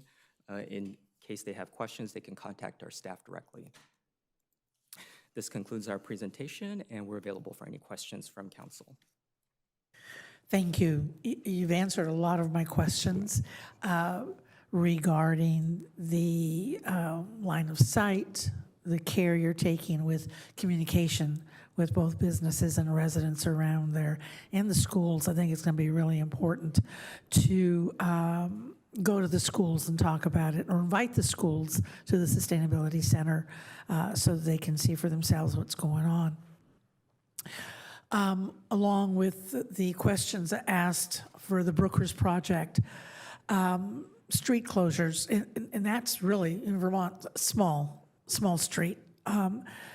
And do you anticipate any closure of Vermont, any closure of a lane on Vermont? So for this project, the work is going to be taking inside our utility yard. There will be times where we have big equipment that come on trailers and have to get hoisted on cranes, and so there will be large vehicles, but we schedule that around the times where we're not impacting traffic. So absolutely, the last thing we want is to be yelled at by a lot of people dropping off their kids or picking up their kids, and so we take an effort to try to schedule accordingly with the schools in mind.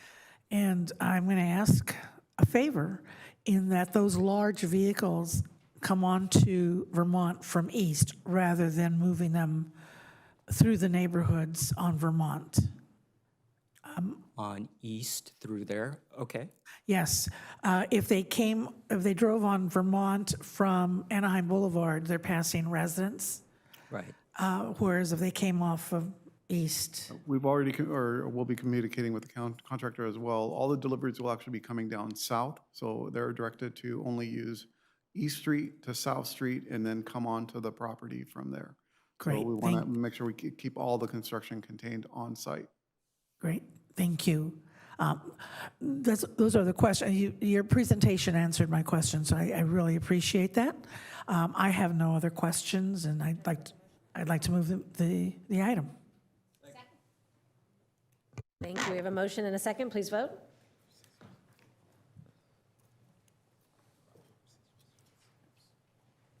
The vote is 7 ayes, no nays. Motion carries.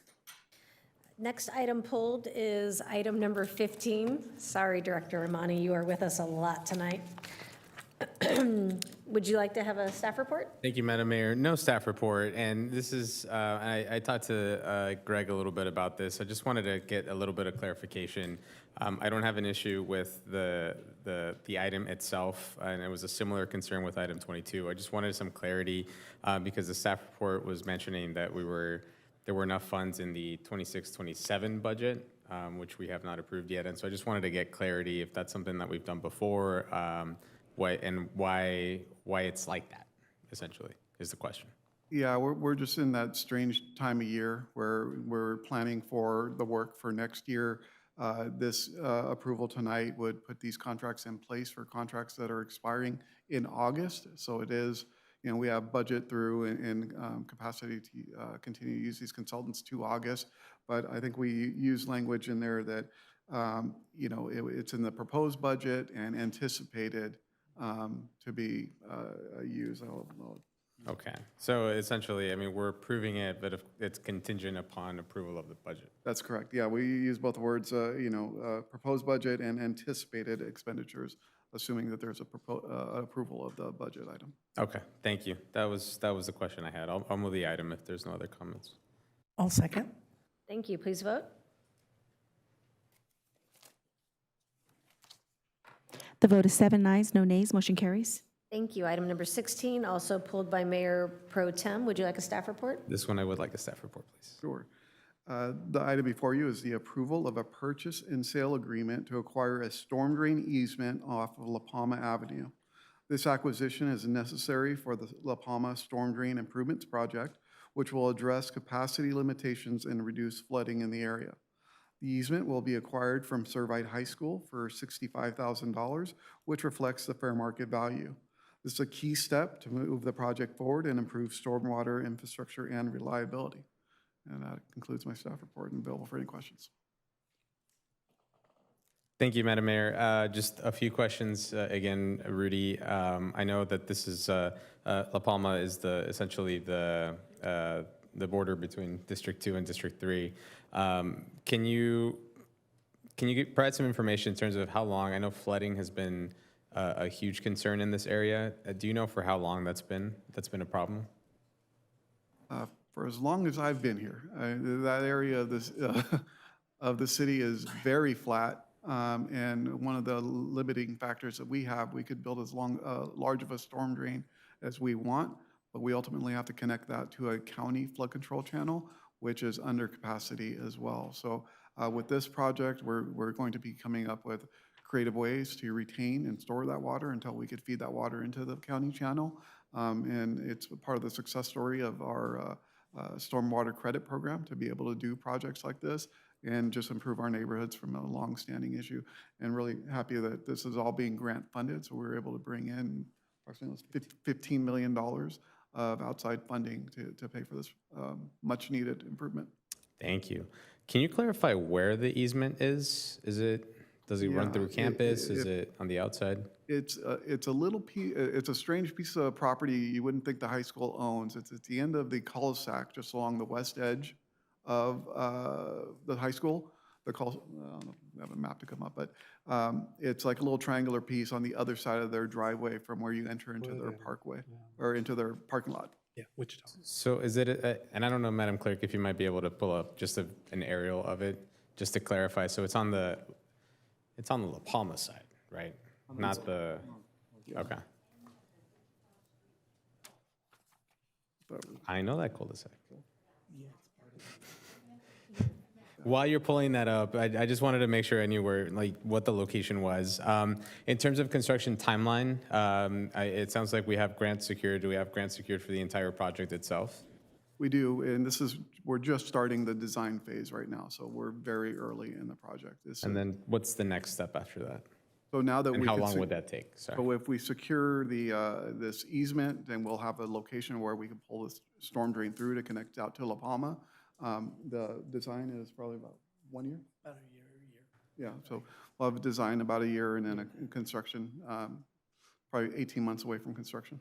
About 18 months away from construction. Okay. And we met with the president of Servite High School too, just to start the early coordination yesterday. They had some requests as well to be able to help some other challenges that they have in the area, that if we can incorporate and solve some of those challenges with this project, we're going to be able to help them out with that as well. Awesome. I appreciate hearing that there's the coordination between Servite High School and the city, and it's not just us going in there saying, hey, we're taking this, right? There's the partnership and conversation happening. So that hatched area is that Wichita Street that runs along the west side. So north of that PCC is La Palma. It's just a little triangular piece at the end of that cul-de-sac away from their parking lot. Their driveway would just be just west of this little piece. There, you can pull this one up.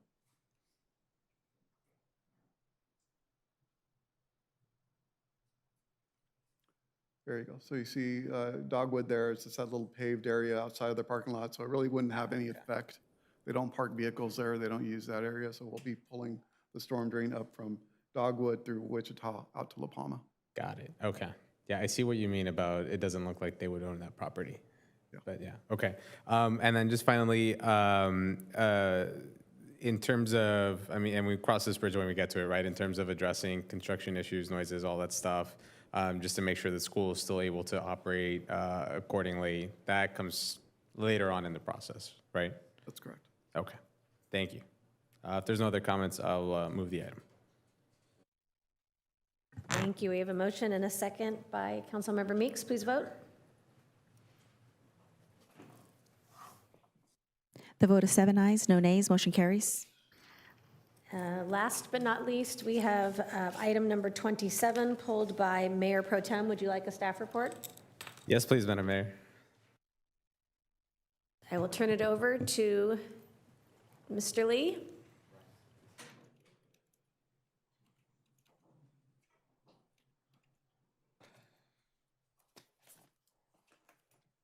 Okay.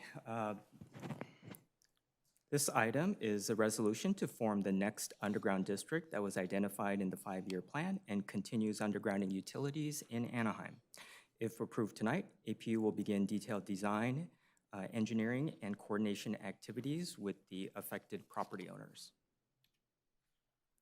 The proposed underground district limits are depicted in blue and is located along Ball Road from east of Brookhurst Street to west of Euclid Street. The segments in purple is part of an active undergrounding project along Nutwood Street, and that is currently under construction, and both Brookhurst and Euclid have previously been undergrounded. The project limits are within proximity to adjacent schools, and so we will, again, work closely with those schools to make sure that we're not affecting the drop-off and pickup times. Just a quick overview of the project. It's about 1.3 miles of overhead wires that will be undergrounded, and the estimated cost is about $12 million. The project will also replace lights that are currently on wooden poles, and new standalone street light poles will be spaced to meet current roadway guidelines to enhance roadway visibility. As with other projects, we will coordinate with the affected telecommunication companies who are on the poles and offer them the opportunity to joint trench. A public hearing was held at the Public Utilities Board meeting on March 25th. Prior to the hearing, one email was received from a communication company asking to update its contact information, and one call was received from a business who asked about construction impacts affecting his gas station, and staff responded to both, and in the case of the business, assured them that we would maintain access to their property during construction activities.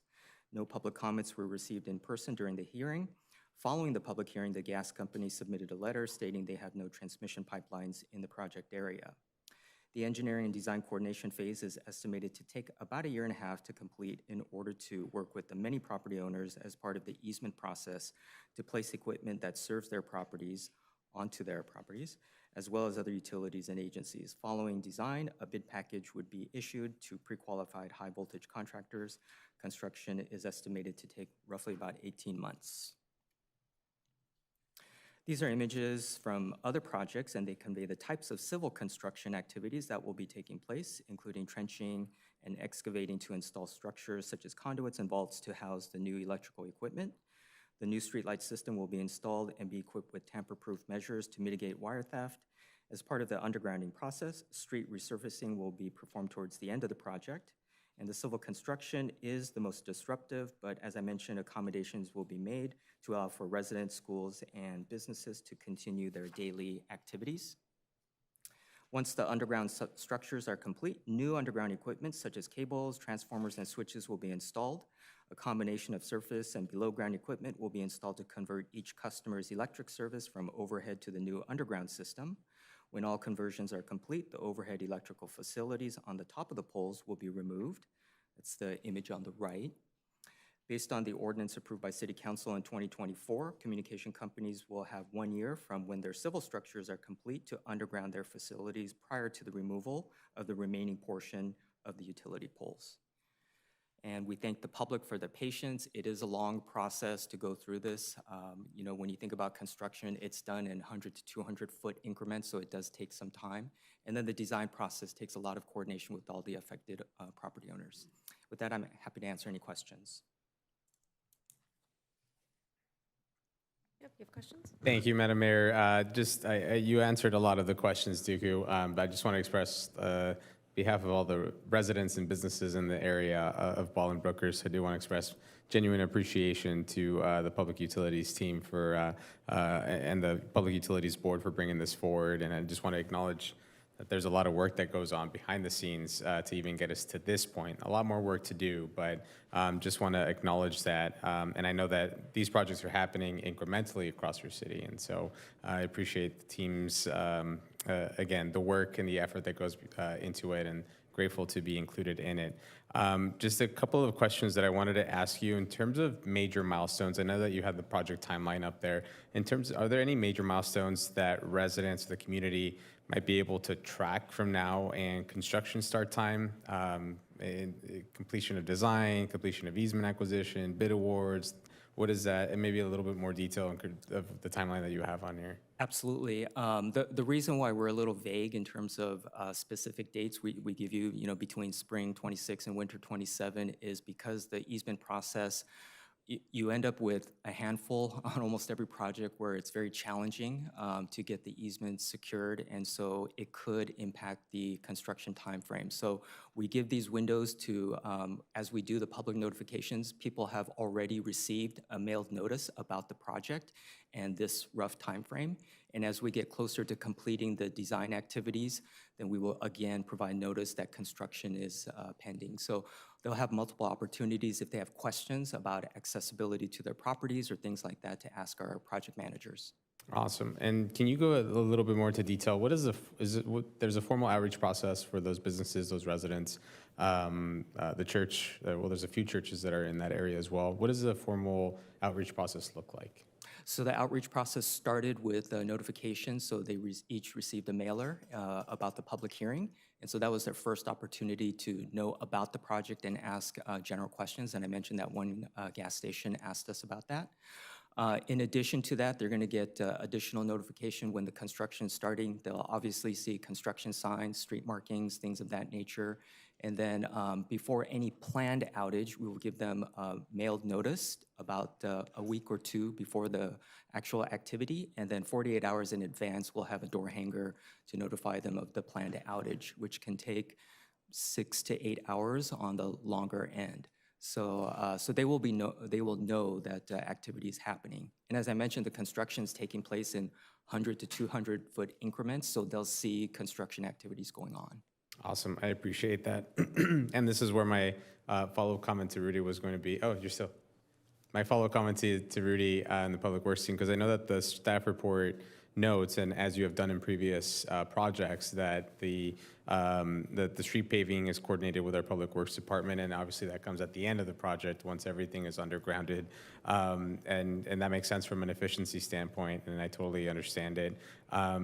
That all being said, I wanted to ask if we could help the community understand a little bit more in terms of that coordination, what that means in practical terms for Ball Road's current road condition, If I'm looking at this timeline, construction may not be finished until 2029. And again, I understand the efficiency of waiting until the project is completed. But is there an opportunity for interim pavement repairs or something that smooths over? It's this section right here that quality isn't all that high. I mean, I drive it almost every day, and I do hear about it from residents about just the where we are in terms of quality for our streets. And so I wanted to ask if there was an opportunity for interim pavement of that portion of the road in the meantime, mindful, just because I think 3 years is a very, depending on how you're looking at it, right? 3 years can be seen as a long time in terms of big projects like this, maybe not a big time, but a long time. But wanted to ask if there was any opportunities to coordinate something there. Yes, absolutely. I mean, we always are, first and foremost, want to keep our roads safe. Sometimes they're not the prettiest, but we want to keep them safe. So going out there looking for crack sealing or pothole filling, all that we can do. And we'll go out and look at this segment tomorrow and see what repairs we can make in the short term.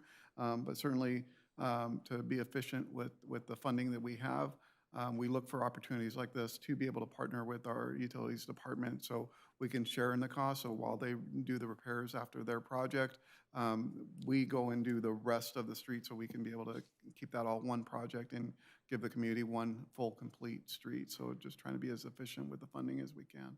Man, I totally get that, and I appreciate that. I just wanted to just currently as it is, it's not necessarily at the highest standard, I would say, and I mean that in the best possible way. But I know it might take a while to get us to this point. So I wanted to throw that out there. But regardless, again, to Dooku and the entire Public Utilities team, I really appreciate the work that goes into this, and I'm proud to make a motion to approve.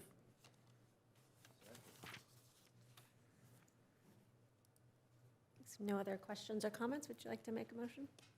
Did you? Oh, thank you, sorry. Ryan seconded. I'll second. Thank you. Then, waiting to come up? There we go. A resolution of the City Council of the City of Anaheim forming underground utility district number 73, Ball Brookhurst, and determining that said action is exempt from the California Environmental Quality Act pursuant to sections 1530B, 1530 C through D, and 15303 of the Title 14 of the California Code of Regulations. And the vote is 7 ayes, no nays. Motion carries. Thank you. Item 29 is a presentation and discussion regarding options to remove billboards impacting neighborhoods in the city. Mr. City Manager, may we have a staff report? Yes, Mayor. The staff report will be provided by our economic development team, led by Sergio Ramirez. And also we have some other folks from Leone Wolverhill from our city attorney's office, Ted White. Just want to preface this by saying, this is in response to some requests we received from council, specifically Councilmember Moss and Mayor. This is certainly not our first rodeo with billboards, but it's always a good idea to relook at options available to us from a policy perspective. And so the team, I thought, did a great job of just being very concise and summarizing some of the options available to us in the staff report. And we'll provide you a little bit more detail about what exists in the city today and what some of the rules are currently, and then some options moving forward. And so we just seek some direction, some further direction tonight if the council so chooses on this item. And with that, I'll pass it to Sergio. Thank you.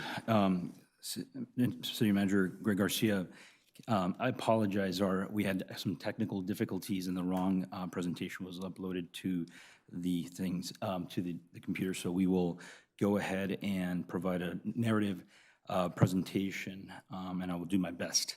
So good evening, Mayor and City Council members. I'm joined by Deputy City Manager Ted White, Assistant City Manager Attorney Leone Mulvihill, and Property Development Manager Jay Colery. We're also joined by Directors Allen and Amami and our signage consultants, George Lance of Victus Advisory, who are all in the audience and assisted in tonight's item. By way of background, on January 13th meeting, City Council Member Moss requested a discussion on addressing blight and billboards within the city. Staff had prepared a presentation to help frame the discussion for today's item. Currently, there are 71 billboards throughout the city. These are static displays of advertising. Many of them are located near neighborhoods. Some are not well maintained. Their deteriorated appearance adds to blighting influences in many of our commercial corridors and neighborhoods. As mentioned, we have 71 billboards in structure that are considered legal nonconforming, or what would be grandfathered in. This blanket prohibition first took effect back in October 2006. However, the city has maintained a ban on freeway-oriented advertisements since 1958, with the exception of special design sign districts that were created due to state legislation that have enabled digital signage referred to as digital spectaculars near Angel Stadium and the Honda Center in Arctic. The signage industry refers to these as spectaculars because of their architectural design and scale. How would we do this?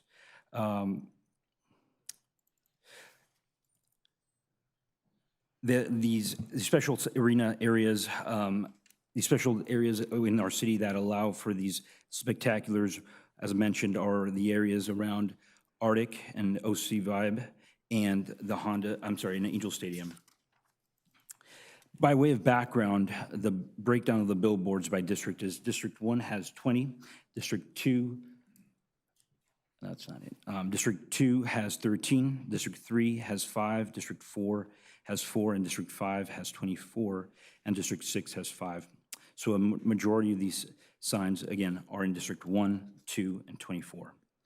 A majority of the billboards are owned by 3 advertising companies, Clear Channel Media, Outfront Media, and Lamar, that own the largest share of these. There's also other groups that own smaller amount of signs. Not all signs are created equal. Typical billboard signs are approximately 300 square feet in size, and other smaller displays are about 72 square feet in size. Staff has outlined 4 strategies to remove billboards. Over the past several months, staff has researched the policies that other cities have implemented for the removal of billboards. We've met with signage companies and engaged our consultants, Victus Advisors. We've identified 4 general strategies that other cities have used. Each strategy comes with its own unique set of advantages, limitations, and costs. The first is maintaining the citywide ban on billboards, which results in a gradual removal of billboards over time. Second is a replacement of neighborhood billboards with digital freeway billboards. This option attracts the cooperation of signage companies since it offers higher revenues due to increased impressions or visibility of interchanging advertisements and reduced maintenance. The third, amortization, which establishes a sunset date for the removal of billboards. And finally, condemnation, which is the most aggressive approach. Now, I will go into each strategy in greater detail. Option 1, which is to maintain a citywide ban on the construction of new billboards. Using this approach, no active steps are taken by the city to force the removal of existing billboards. Rather, the current inventory is allowed to continue operating as legal nonconforming uses, with the removal occurring organically over time through structural deterioration and development of properties. As stated earlier, Anaheim already utilizes this fundamental tool for billboard reduction with some effect. I believe that Ajay is going to be bringing up one table, next slide. There you go. Over time, since 1991, we had 141 signs, which was reduced to 83 signs in 2006, and today we have 71 signs. This strategy requires minimal staff effort and has no direct cost to the city. However, it does not accelerate removal timelines. Next slide, please. The second strategy involves the creation of digital freeway billboard program. Under such a program, existing billboard operators will be permitted in neighborhoods and commercial corridors. In other jurisdictions, we have seen anywhere from 4 to 10 static signs removed for every one new freeway billboard sign that's installed. This approach is predicated on significant revenue differential between digital freeway billboards and traditional static street-level displays. Implementation of a digital freeway billboard program in Anaheim would require additional staff analysis, likely with assistance of outside consultants due to the complex factors and regulatory procedures. Next slide, please. Continuing with the second option, One of those complex factors is the 1967 Outdoor Advertising Act, also known as the OAA. The OAA grants Caltrans regulatory authority over all outdoor advertising displays adjacent to interstate and primary highways. Under the OAA, billboard operators must obtain both a Caltrans permit and local authorization before installing freeway-oriented advertising displays. The OAA prohibits billboard placement along landscape portions of freeways, defined as freeway sections improved by planting of ornamental vegetation. Caltrans has designated the majority of Anaheim's freeway corridors as landscaped under this standard, rendering most of city freeways frontage ineligible for new billboard placement. However, based on input from signage companies and our signage advisors, a process does exist with Caltrans to request the declassification of landscaped areas on a segment-by-segment basis. Staff would need to further explore this provision. Next slide, please. Based on our preliminary analysis, staff has observed a wide range of outcomes across jurisdictions, depending on implementation strategies used for replacement of static signs with digital billboards. These strategies include RFPs, or requests for proposals, cap and replace ordinances that establish a standardized conversion ratio, and direct negotiations with existing billboard operators. Each method involves trade-offs between the favorability of terms secured. Generally speaking, competitive processes such as RFPs yield more favorable terms than direct negotiation. This slide shows some of the long-term terms secured by other cities. Cap and replace ordinances have reduced anywhere from a 4-to-1 to 10-to-1 conversion ratios, meaning that one new freeway billboard for every 4 to 10 static billboards removed. Cities that have prioritized revenue sharing have secured anywhere from 10 to 60% revenue split with a minimal annual guarantee payment of up to $1 million. Due to Anaheim's destination traffic, we would likely exceed those figures. Next slide, please. This third strategy involves the use of amortization to compel the removal of existing billboards within a defined time frame. Under the billboard amortization program, the city would adopt a sunset ordinance establishing a specific deadline by which existing non-conforming billboard structures must be removed. Under this option, billboard owners are provided a reasonable period of time to continue the operation of the signs and would be required to removal without any monetary compensation. And the final strategy is the most aggressive and costly, which is condemnation. This option would require the city to adopt eminent domain authority to compel removal of billboards and compensate sign owners for the fair market value of their signs. If the city wishes to consider the amortization and condemnation programs, the city attorney's office should be directed to further evaluate the strategies before any ordinance is pursued. To recap, the city of Anaheim currently maintains a ban on all new billboards, which have resulted in the gradual removal of obsolete signs over time. The city could pursue a conversion program to digital freeway billboards. Creation of digital billboards program would require further direction from City Council on the priorities and methods to pursue. Alternately, city staff could work with City Attorney's Office to research amortization or condemnation. And we are happy to discuss any other options that we may have overlooked. This concludes our presentation. Staff's available to answer any questions. And again, my apologies for the mix-up. Thank you. Thank you, Sergio, for that presentation. Can you pull up in the slides, I know it was in the staff report, the number of signs by district? Thank you. I wanted to also acknowledge and thank Councilmember Maz for looking at this issue with me. And one of the things I think we've been good as a council at doing is before bringing a fully fleshed out policy to the council that may or may not reflect the body's will towards a certain issue, is to try to just get some early input and direction for staff and judge whether it's an important issue for everyone. So I thank you guys for putting in the initial time in putting this together. And I think my initial questions are that keep coming up in this process, you know, is, are we focused on blight removal, or are we focused on revenue? focused on removing revenues or updating the billboards as a revenue source. And one of the things I do enjoy about being, representing all 6 districts and 360,000 people is I get to spend a lot of time in each of these districts. And there are certain things that are noticeable in between the districts.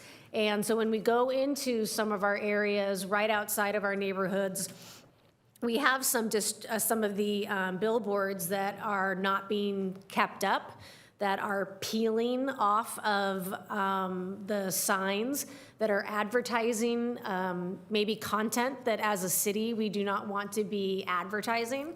And so I initially was interested in what can we do to work with the billboard owners to potentially either move them to the perimeter of our city or get them out altogether. I know that there was a natural phase out, as you had mentioned at the beginning, but in the last 20 years, we've only seen 12 that have been phased out. So I'm concerned that that policy is pretty much advanced as far as it is going to go. And with the advent of digital billboards, which is something that when any of these policies were passed was not a consideration or a reality at all, is this something that we could partner with the billboard owners on to either be shared revenue, revenues sharing agreement with them, or at least do an agreement with them to put community events, city events, et cetera, and have free advertising for our own content. So I wanted to ask, my first question just is about what you called, I believe, the digital spectaculars. So there was obviously an exemption under the OAA for the billboards around the Vibe, maybe Arctic and the Angels. What year was that policy passed?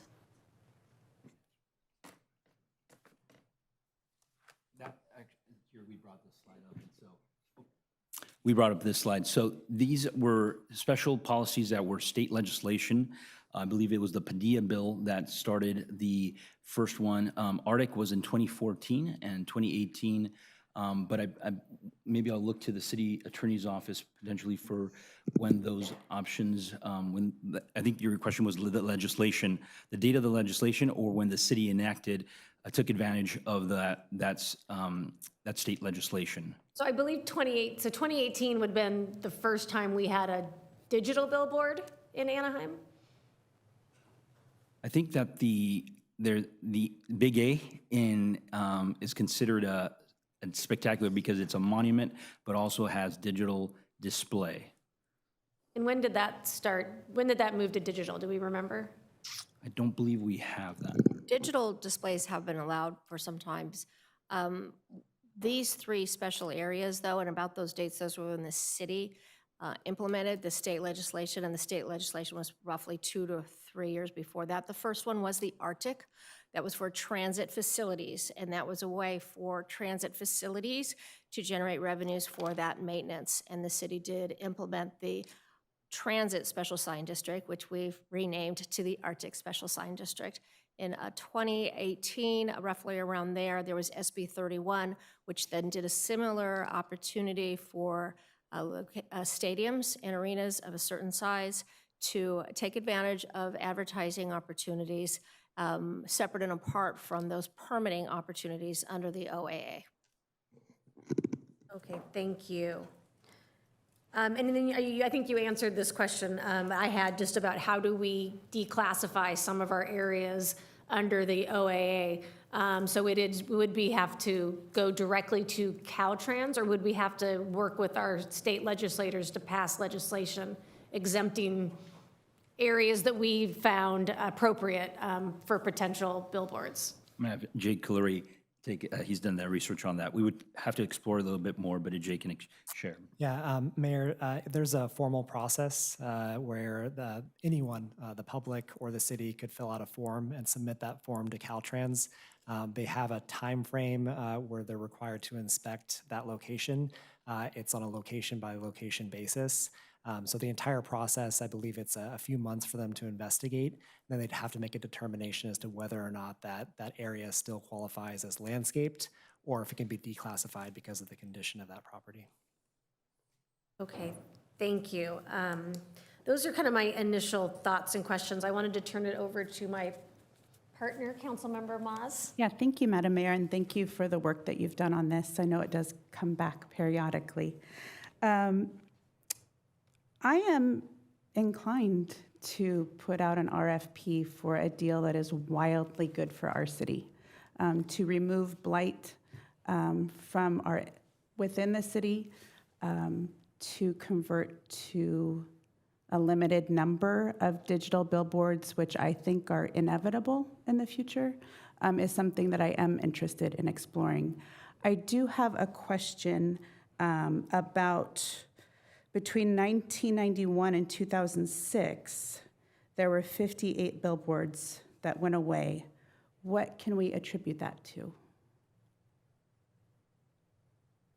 I think, as mentioned, through street widening and development, a lot of some of the billboards, but have gone away. But I think if we want to continue research, this effort would require additional analysis to look to be able to see the history of each billboard. As I mentioned, we have about 71 remaining. We would have to kind of dive in to see how long each one has been in place and kind of the history with each location. And as the billboards age and the infrastructure ages, are the current, I guess, companies that own them, are they required to repair and replace them, or as they break down, do they just go away? As mentioned, they are legal non-conforming, so if they are damaged or destroyed, they're not able to be rebuilt. But currently, I don't believe there's a process other than our code enforcement that if there is kind of a challenge with one of the billboard static displays, that's when kind of our code enforcement is kind of through monitoring is enacted. But really, there is no system in place currently to really monitor the condition of all the 71 billboards.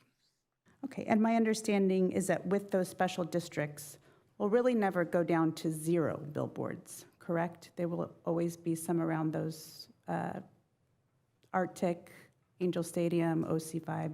Correct. And again, I apologize for the presentation. I had to abbreviate a lot of things in an effort to while we got the presentation. But the unique thing about our signage district is that we have 2 arenas, right? And because of the entertainment district that we have, because of the 2 arenas, it's a very unique factor that allows us to really create a special entertainment district that really allows for these large, spectacular, more architecturally designed signs. And so because of that reason, I think around our arenas and entertainment, we are going to see those digital displays. Thank you. That's all the questions I have for now. Thank you. Oh, bless you. Councilmember Meeks? Thank you. The 2018 legislation, wasn't that like LA Live that brought that forward and made that possible? It wasn't something that we pursued. We've taken advantage of it, but it was not. We had this exactly. It was called the Padilla Bill, which was enacted for LA Live. Yeah. And we actually had enjoyed the same features of a freeway within a certain distance from sports venues, 2 sports venues.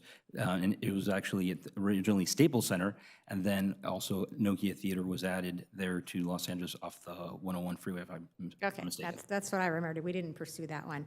And I mean, I'm good with what we have in that limited area as far as our venues and destinations. I'm concerned with expanding digital billboards along the freeway because we have so much residential that is near freeways and along those corridors, and I have no interest in improving a digital billboard out somebody's bedroom window. I mean, that's just not right to people. So I think there's very limited opportunity, and you know, if we want to go down that path, we can explore it. But I first, you know, check that box. All these billboards that are in poor condition, get code enforcement out there. Make them go away. If they're not operating it as a billboard, we can make them take it down, correct? To your point, the municipal code has a provision that chipped rust billboards that are in disrepair are prohibited. How about one like this photo where there's not even advertising on it? And we have a number of those, yeah. I mean, they're not using it as a billboard. Can we make it go away? We can begin that process. Okay, well, I think that should be one of our first attempts in getting rid of blight, is getting rid of the billboards that create blight in our neighborhoods. I have never seen a proposal. Can you go back to the slide where it shows some of the other agencies or cities and their trade program? I think these are weak. I mean, if I was gonna say, okay, what would I think about a digital billboard for? I would be looking at, okay, my static billboard is 72 square feet, you said, and these digital billboards are 300 square feet? Digital billboards are much larger, roughly approximately 300 square feet plus. Okay, so they are 4 times larger than these static billboards. And they have 2 sides, so just starting, you got 8 times the square footage, plus with the digital billboard, you have 8 different ads that you do. So when they start saying, I'm gonna take out 64 of my static billboards for 1 digital, I'm ready to talk. But, you know, when they say, I'll take out 5 of these that I'm not even advertising on, yeah, I don't think that's a benefit to our communities as much as it should be. And I don't think that the financial return is enough to impose another digital billboard in our community that might impact, like I said, residential and things like that. So I think we should explore the code enforcement, the blight issues, and then I'm happy to explore the amortization. You know, if we really want to get rid of these, what would it take, and have the city attorney's office look at, do we just say in, you know, the next 5, 10 years, whatever that is, all these need to go away. And we did that with the pole signs in the resort area, and we gave them a period of time to change that and really change the look of our resort. But I think that's a fair way to improve our neighborhoods. Thank you. Councilmember Kurtz, and then Councilmember Rubalcaba. Councilmember Meeks, you took 3 of my points, and you know, I too am worried about the neighborhoods and the effect of a sign in a neighborhood. And even if the neighborhood is not directly underneath the sign, those things are so big, so bright, that it would affect neighborhoods several yards away from them. The other thing is code enforcement. We need to do something about it now. And it appears that we have the tools with which to enforce that. That's how you get rid of blight. Certainly, we've gotten other programs, whether it be removing food vendors. We recently passed one that Duke alluded to earlier, and that is the telecommunications companies must underground within a year after we have. And so let's take care of the blight in these areas. I do have one additional question, and that is on the state process. So somebody applies to the state to be able to put up a billboard. Once the state gets that, is there some type of a public comment period, some way where either the city or the public itself can respond to that request?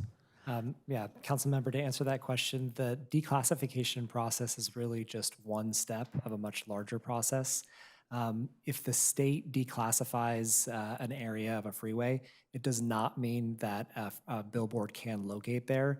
It still would require local approval, local authorization, and in our case, explicit approval to build a billboard at that location. So presumably, we would have a public process to determine whether additional billboards would be allowed in the city, because currently there is a ban in place on all new billboards, excluding the special sign districts, of course. Okay.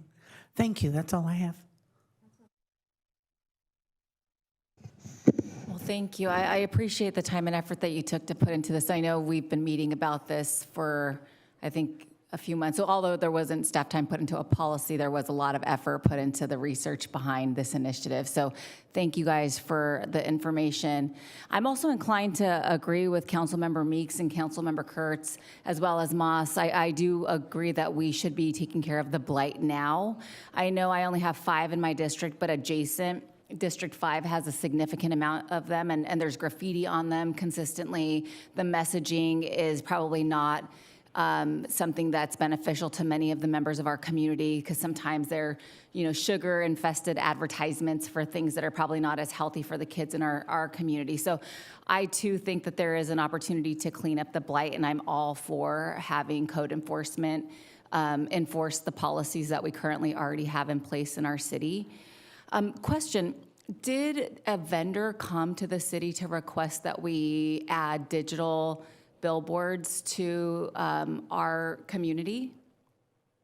We have been approached by different sign companies who have explored an interest in having the city introduce or and evaluate for digital freeway billboards.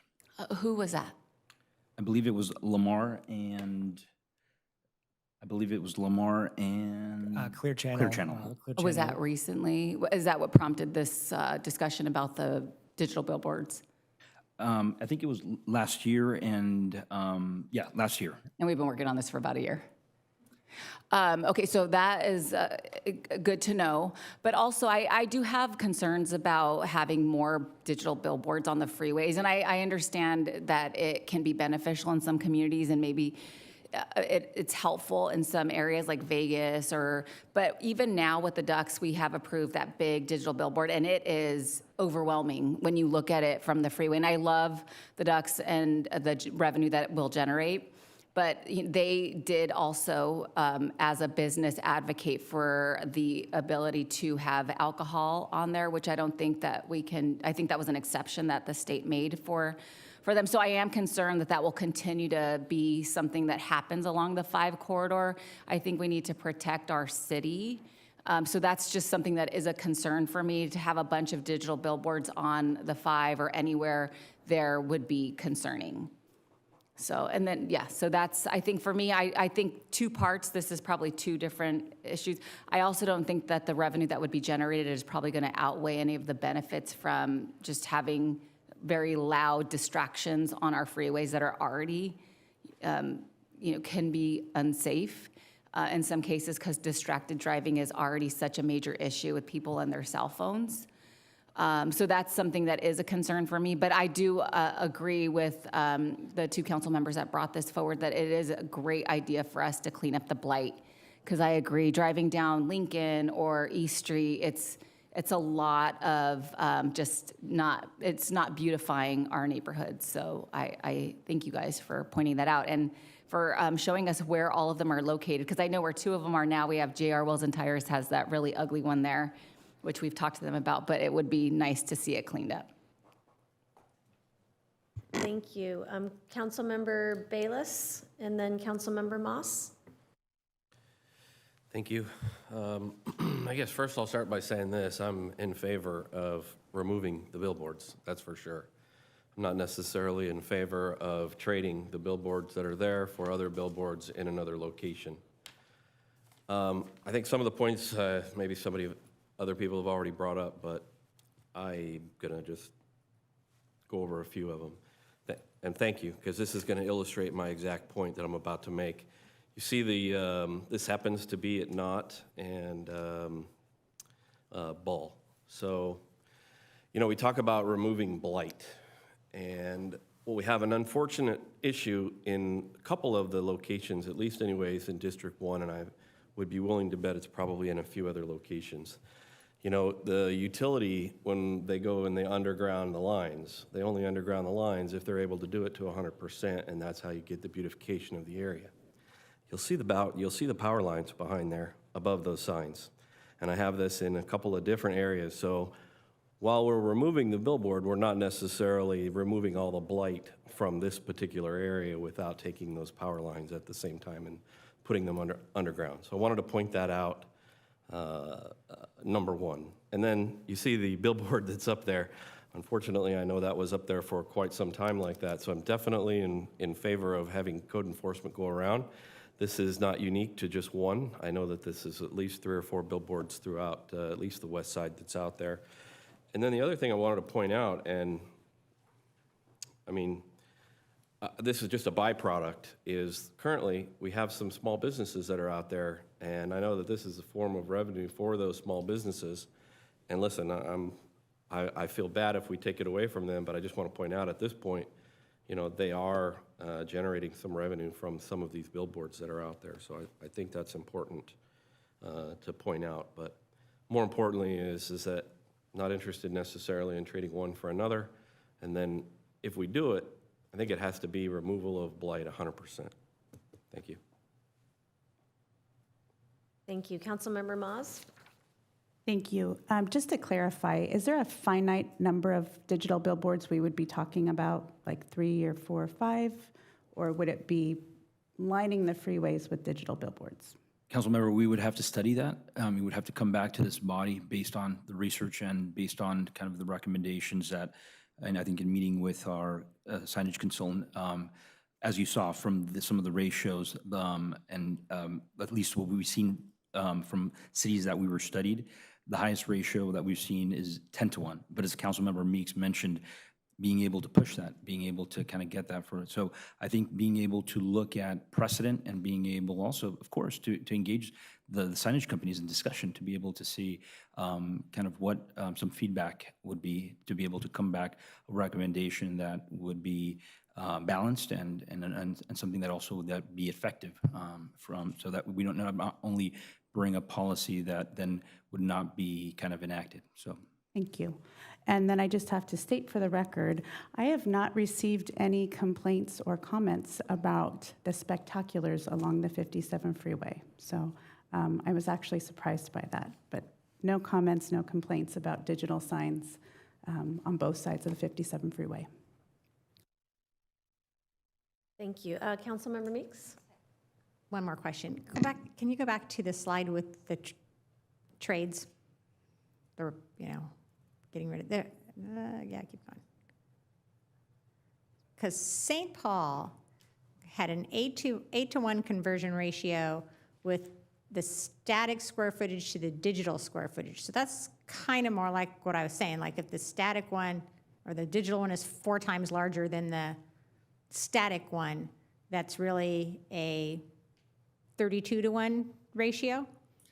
Yeah, we've Is that seen. what the trade they got there? Yeah, Councilmember, we've seen different formulas used.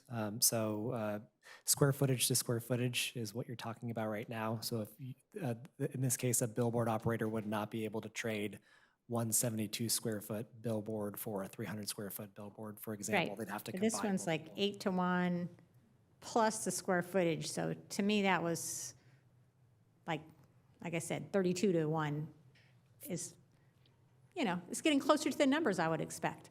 Yeah. Talk to St. Paul. So if it were 300 square foot signs and they were trading for a 300 square foot digital billboard, then they would need 8 signs. But if they're trading 72 square foot billboards, it would be a lot more.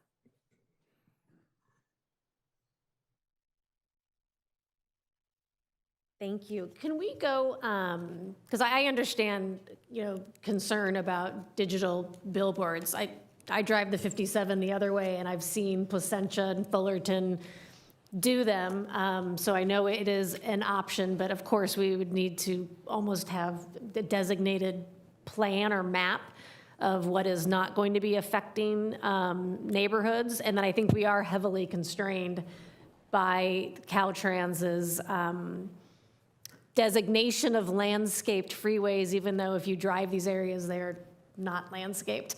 So it's just an interesting conundrum. But it is one way to encourage people to bring billboards out of the community that people are driving by and looking at every day, and putting them more to the outskirts. But I was interested in the amortization. So are you saying that if we pass a policy as part of this, that we are going to sunset any billboards in 5 years, that wouldn't cost us anything? How is that different than condemnation? I'm going to ask Leonie to take that question. So under state law, there is a requirement, separate from state law, that if we engage in a regulatory taking, we have to compensate for that loss. We're aware of that, but under state law, they passed a special sort of encouragement to remove from residential areas, which the city has adopted in its own code, which if you give them a certain number of years, you would not have to compensate them.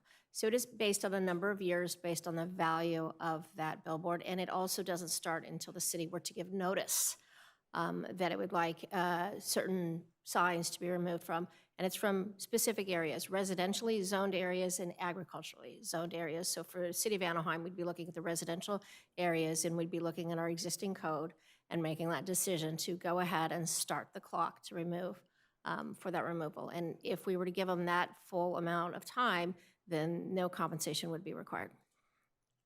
And do we know, is I guess probably the Clear Channel and Lamar, and what's the other big player? Outdoor? Outfront Media. Sorry. Do we know kind of, how would we know how they are recouping their revenue? Do we know what they charge per month, or what they charge their advertisers per month, or? We do not. So we would, that's part of the follow-up analysis that we would have to do if this council wants us to dive into that.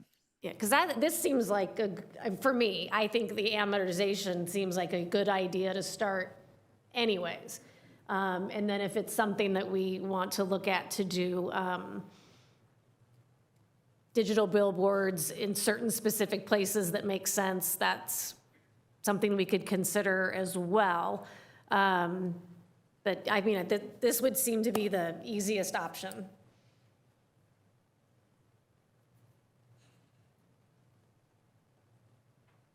Does anyone have any other comments, questions? Yeah, I mean. Yeah, I think that's what we wanted to do today. Of course, this is a very complex item. We wanted to get all the information before the council to compel conversation, and hopefully have you provide staff with direction that we can tip for next steps or directions of how to proceed. So it sounds like we're not moving forward necessarily with a study or hiring a consultant to look at a conversion program. But I am hearing that you would like staff to immediately begin looking at code enforcement, looking at the signage that exists, and on the amortization, maybe a little bit more work with our city attorney's office, and come back with a memo or a plan on how and whether that can move forward. Well, and can we, I mean, I would like to look at, I don't know if we need to hire a consultant. Can we, are there other cities that have done this? I mean, we have some of the formulas that other cities have done. If we applied, let's say, the 3 best ones of the cities that we applied to Anaheim, what would that look like? Well, I think we're a very unique city, as was mentioned, because of the visitors and the people that come to this town and our freeway miles.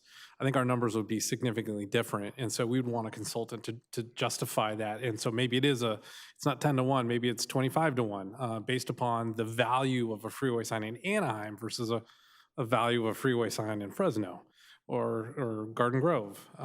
So yeah, I think a consultant would be necessary to conduct that kind of analysis of the value of signs in Anaheim, and then also put together a good ratio for us based upon what the static signs are worth in Anaheim, and what a potential ratio could look like. And could we include in that just an analysis of, I mean, what do we have along our freeways, just so we know what our options are, that is not under the landscaped parkways exception? Does that even exist? Very, very limited areas, and there is existingly right now 6 freeway-oriented signs of the 71. 6 are freeway-oriented that are static signs. So we would be, okay, so there's 6 that are already on our freeways. We would be asking them, so I guess now I'm confusing myself. Yeah, I'm not If sure you I follow already the have a question. billboard that's 300 square feet right off of one of our freeways,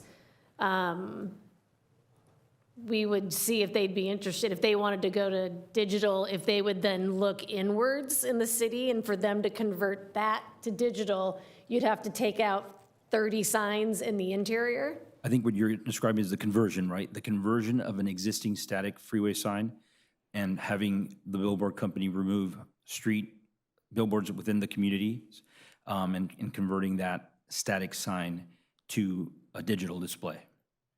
Because I would be interested in just, if they're already on the freeways, if there is interest from the market to convert those, if it means getting them sooner rather than later out of our communities as part of that. I don't know how the rest of the council feels about that, but I mean, I would be interested as part of this, knowing what we're looking at. I think if we're going to go down that analysis, part of that needs to be whether or not they impact any residential. Like, is it feasible to turn that into a digital billboard and not negatively impact residential properties? And I'm not sure how many of those places we would find, but I think that needs to be part of the analysis. Yeah, because I'm thinking right now, they're lit up at night. I mean, not like the digital ones, but I mean, they are lit up, so I hope that they're not right in somebody's backyard. Okay, now I kind of, Councilmember Kurtz and then Councilmember Rubicalva. Okay, we don't have any, and you go back to the list of which companies. So if Clear Channel had 2 signs on the 91 freeway, did you say? They don't have enough billboards in inner city or in the.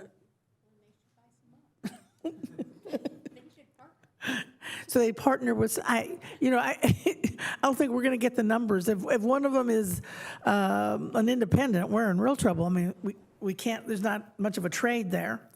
But I don't know that we're at the point where we want to hire a consultant. I mean, it'd be nice to get some information back, and I don't know if it has to be at a council meeting or a staff report to us. Where could we possibly, even if we went to that, where could we put them on freeways? And what do we have in neighborhoods that would be affected by the ordinance that we have, that they have to be, that we can get rid of them? What numbers does code enforcement see that they can go after because they're not taken care of? We need that, I think we need that kind of data. Well, I'd like to see that kind of data before we spend money on a consultant to see how much further we need to go. If I could offer, we do have, in 2008, the City Council directed staff to prepare an RFP, which was accompanied by a consultant-led analysis and recommendations on an exchange program. That program the RFP was released in 2008, sent to the 3 major billboard companies. 2 of them submitted non-responsive programs. The 3rd actually submitted something that was responsive. However, through negotiations, it petered out and died and didn't go anywhere by 2010. But as a compromise, we could send that as part of our analysis on amortization. We could send that backup material to council. It does have good information, at least in terms of obviously the dollar amounts would have changed since 2008, but you can get a sense, I think, from that study, what type of analysis is done, how those trade-offs are completed. And it would be, I think, provide useful information for council as you're looking at maybe considering something in the future. And we could also, as you mentioned, kind of phase this, and step one could be looking at those that deserve a phone call from code, and maybe map that out on those instances in which we're making contact because we don't think it's compliant. We can start with that. The question about where they could even be on freeways is a complicated one. Because there's a couple different ways in which these signs can go up. If there's no sign there currently, it could be on private property or it could be on city property. And depending on where you put it, makes a big difference in revenue that could come back to the city or not. That stays with the private landowner and the billboard company. On top of that, just about everything's landscaped, and so it's all dependent on whether or not we could be successful in getting Caltrans to agree. And if not, then you'd have to go the state legislative route. And it's I think it's subjective, but we can certainly work, with some in the industry to figure out what could be ripe for a sign. If that's what you're asking, I think when you look at it, it's going to be more limited than we all think, just in terms of when you take out the neighborhoods that could be impacted. So right off the bat, you kind of take out those areas, some sensitivities around the resort, proximity to the spectaculars that are already there on the 57 freeway. I think it shrinks, and then you're starting to look at real estate that might not be ours, that may not be developable for a sign, and so it's a tough analysis, but it is an analysis that would need some professionals to help us and advise us on potential locations. But we can certainly get started with the code analysis, and we'll get staff on that and report back to council on doing a full review of the 71 signs and which ones we think are non-compliant currently. And then And I think there's agreement going forward, please correct me if I'm wrong, about definitely, encouraging code enforcement, and that'll take all of us to report them and asking the public to report them, just so we know which ones are either with content that we are not supposed to have and or are peeling off the signs. But I'm not a fan of adding more billboards to the city, but if we can do it, if it gets them out of the interior in our neighborhoods, I think it might be something down the line we want to look at. But I'm excited about the possibility of the amortization, and I would like to start that process sooner rather than later, so that at least there's an end in sight for these interior billboards that are in the neighborhoods. I know Councilmember Rubalcava had a comment, and then Councilmember Bayless. And I'll go ahead and defer. I'll go after you, Councilmember Bayless, because I've already talked about this issue, but I'll come back to it. Okay. I was just going to say, I may be off base here, but I heard the summary from our interim city manager, Greg Garcia. And what, thank you. I thought what I heard is that maybe the majority of the council weren't interested in possible trade. And then what I heard was we're going to try to hire consultants to look at where, new billboards could go. So did I get that wrong, or where am I at on that? No, I was just mentioning that if we were to do a full analysis of where they could go, likely we would need the assistance of a firm, and I'm looking to you guys to confirm that. Yeah, it's very challenging to know where an area of a freeway can be declassified. Caltrans has a whole guidebook on it, and they'll have pictures of eligible, not eligible, and they look the same.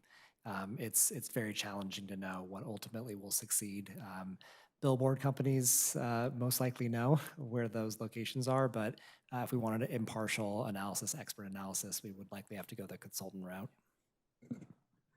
So I wasn't necessarily recommending that, but just saying that if that was the direction for us to explore locations, that would also trigger the need for outside assistance. Well, I'll just restate then again. Like I said, I'm interested in removing the billboards for sure, but I'm not interested in looking in areas where new billboards can go. So. Thank you. Councilmember Rubalcava? Thank you.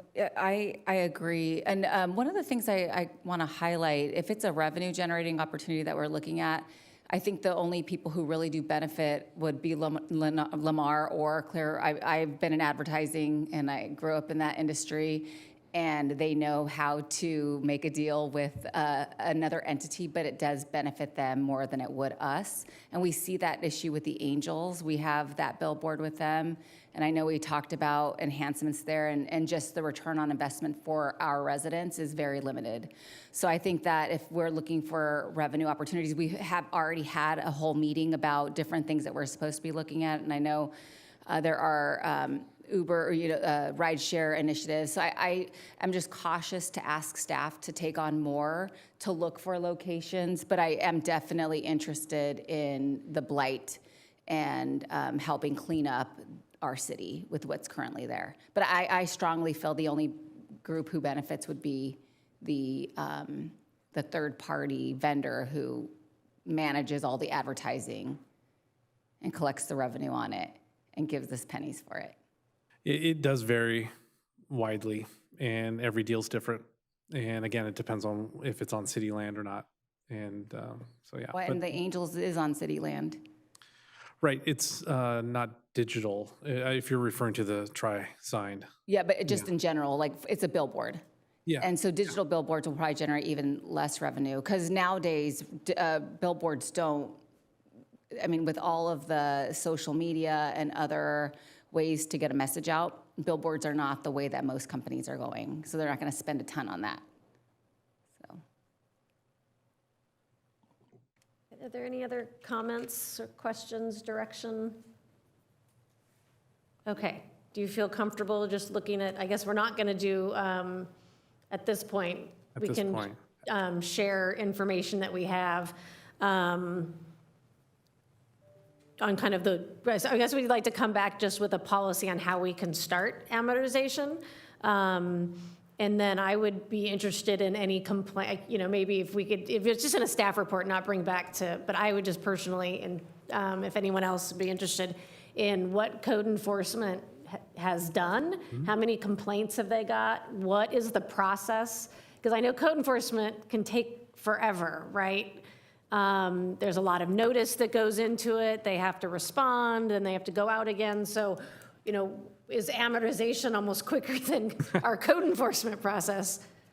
Yeah, it's certainly a process. And so we'll work with Heather and her team and the city attorney's office, and we'll get started on the initial review of the boards that exist and the condition that they're in. And if there's cases that rise to the level of us sending them notice, we'll do that. We can certainly keep you updated. We'll send you a memo once we've started and in the middle of that process. And then we can also work with city attorney's office on the amortization issue as well and explore that further and provide an update and memo to you all. And if it's ripe for bringing it back to council, we'll certainly schedule it. If I may, so I'm hearing that you may be interested in more proactive enforcement with respect to billboards. So as I think you're alluding to, code enforcement is typically reactive, although council policy has previously given us direction to be proactive on corridors. It sounds like there may be an interest to lean into that with respect to enforcing billboards. Many of those are on the commercial corridors at intersections. So I think if that is your direction, we can certainly work with that. The condition of a billboard can also fall into our public nuisance code. So that does give us some additional tools to speed things up, depending on the condition of the disrepair. Certainly if it is about to fall over, that gives us further options. Again, respecting anything that we have to acknowledge because of amortization. Unfortunately, or fortunately, these are not on what's left are not on residentially zoned properties. They're predominantly commercial. I think there's an industrial and a railroad property. So they may have an amortization component as well. Yeah, Mayor Pro Tem? Thank you, Madam Mayor. Heather, just to, I don't disagree with having code enforcement, keep a tighter look and the condition of some of these billboards, but just want to make sure that it doesn't also impede code enforcement from doing other things that are going to be helping out in the neighborhood and addressing those issues as well. Certainly, and I think with the data that was pulled together for this effort, we clearly know where the 71 are. Obviously, 6 of those are on freeways, so we can really focus with the area officers and also those officers that focus on the corridors. I think in their normal course of being out and about, they can definitely add looking up at the condition of the billboards, knowing where they are, and it'd be easy to assign that task. Thank you. So this is an informational item, no action by council. Item 31 is a public hearing. Will the clerk please read? Mayor, we do have. I'm so sorry. I forgot. I'm so sorry. Poor Dooku. I'm so sorry. I was jumping right to 31. Item 30 is a presentation and information on water quality. Mr. City Manager, can you please introduce the item? Thank you, Mayor. Yes, Dooku Lee will lead this presentation per the request of council for more information on this topic. And so he's compiled a team to assist him with this presentation today, and I'll let him introduce his team.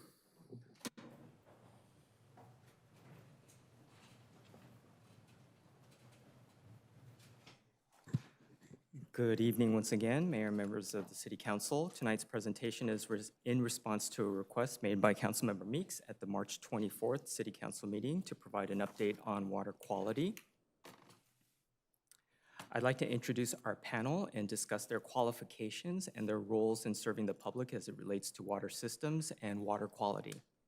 First, we have Craig Parker. He is the Assistant General Manager of Water Services for Anaheim Public Utilities. He oversees water engineering, operations, maintenance, water resources, and water quality, and has over 30 years of experience in the water industry. He holds engineering degrees from Cal Poly Pomona and UC Berkeley. Next to him, we have Jason Danicus, Executive Director of Water Quality and Technical Resources with the Orange County Water District. He is responsible for managing scientific investigations, monitoring, permitting, regulatory compliance, analytical testing, and applied research in support of the district's groundwater management activities, water quality programs, and water recycling projects, including the industry-recognized groundwater replenishment system.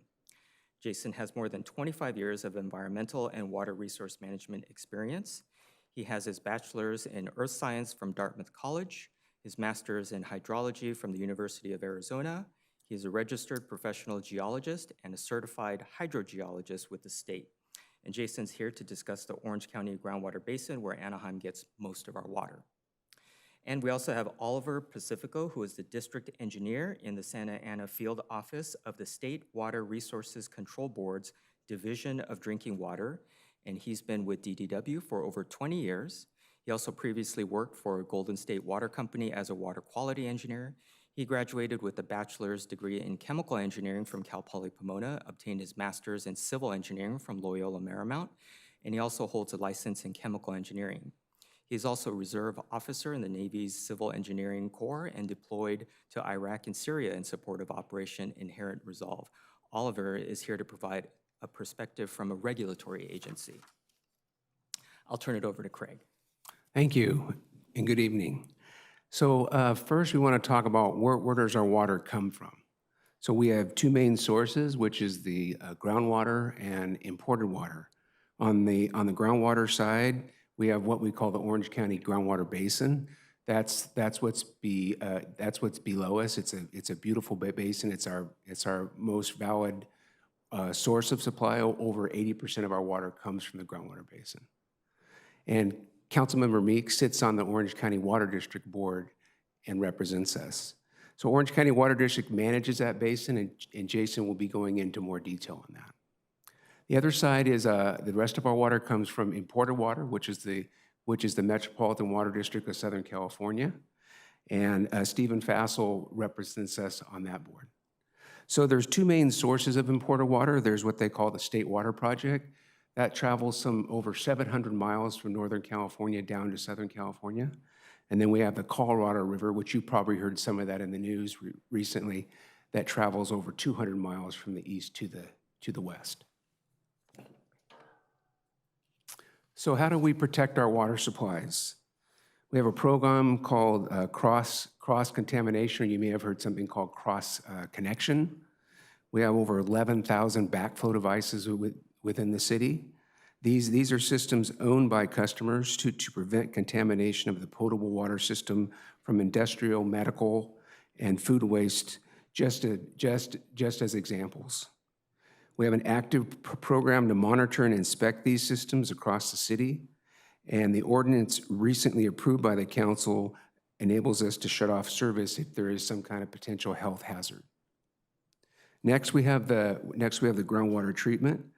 Since most of our water comes from the groundwater basin, we've invested over $150 million to upgrade our wells and install advanced treatment systems, as you can see within that middle image. We've already retrofitted 14 of our wells with this advanced treatment system, and we're currently in design on the 4 remaining wells. Jason, like I mentioned, is going to go into talk about our strong partnership with us and then other what we call producers within the Orange County Basin, and how they've made this a financially manageable program as well.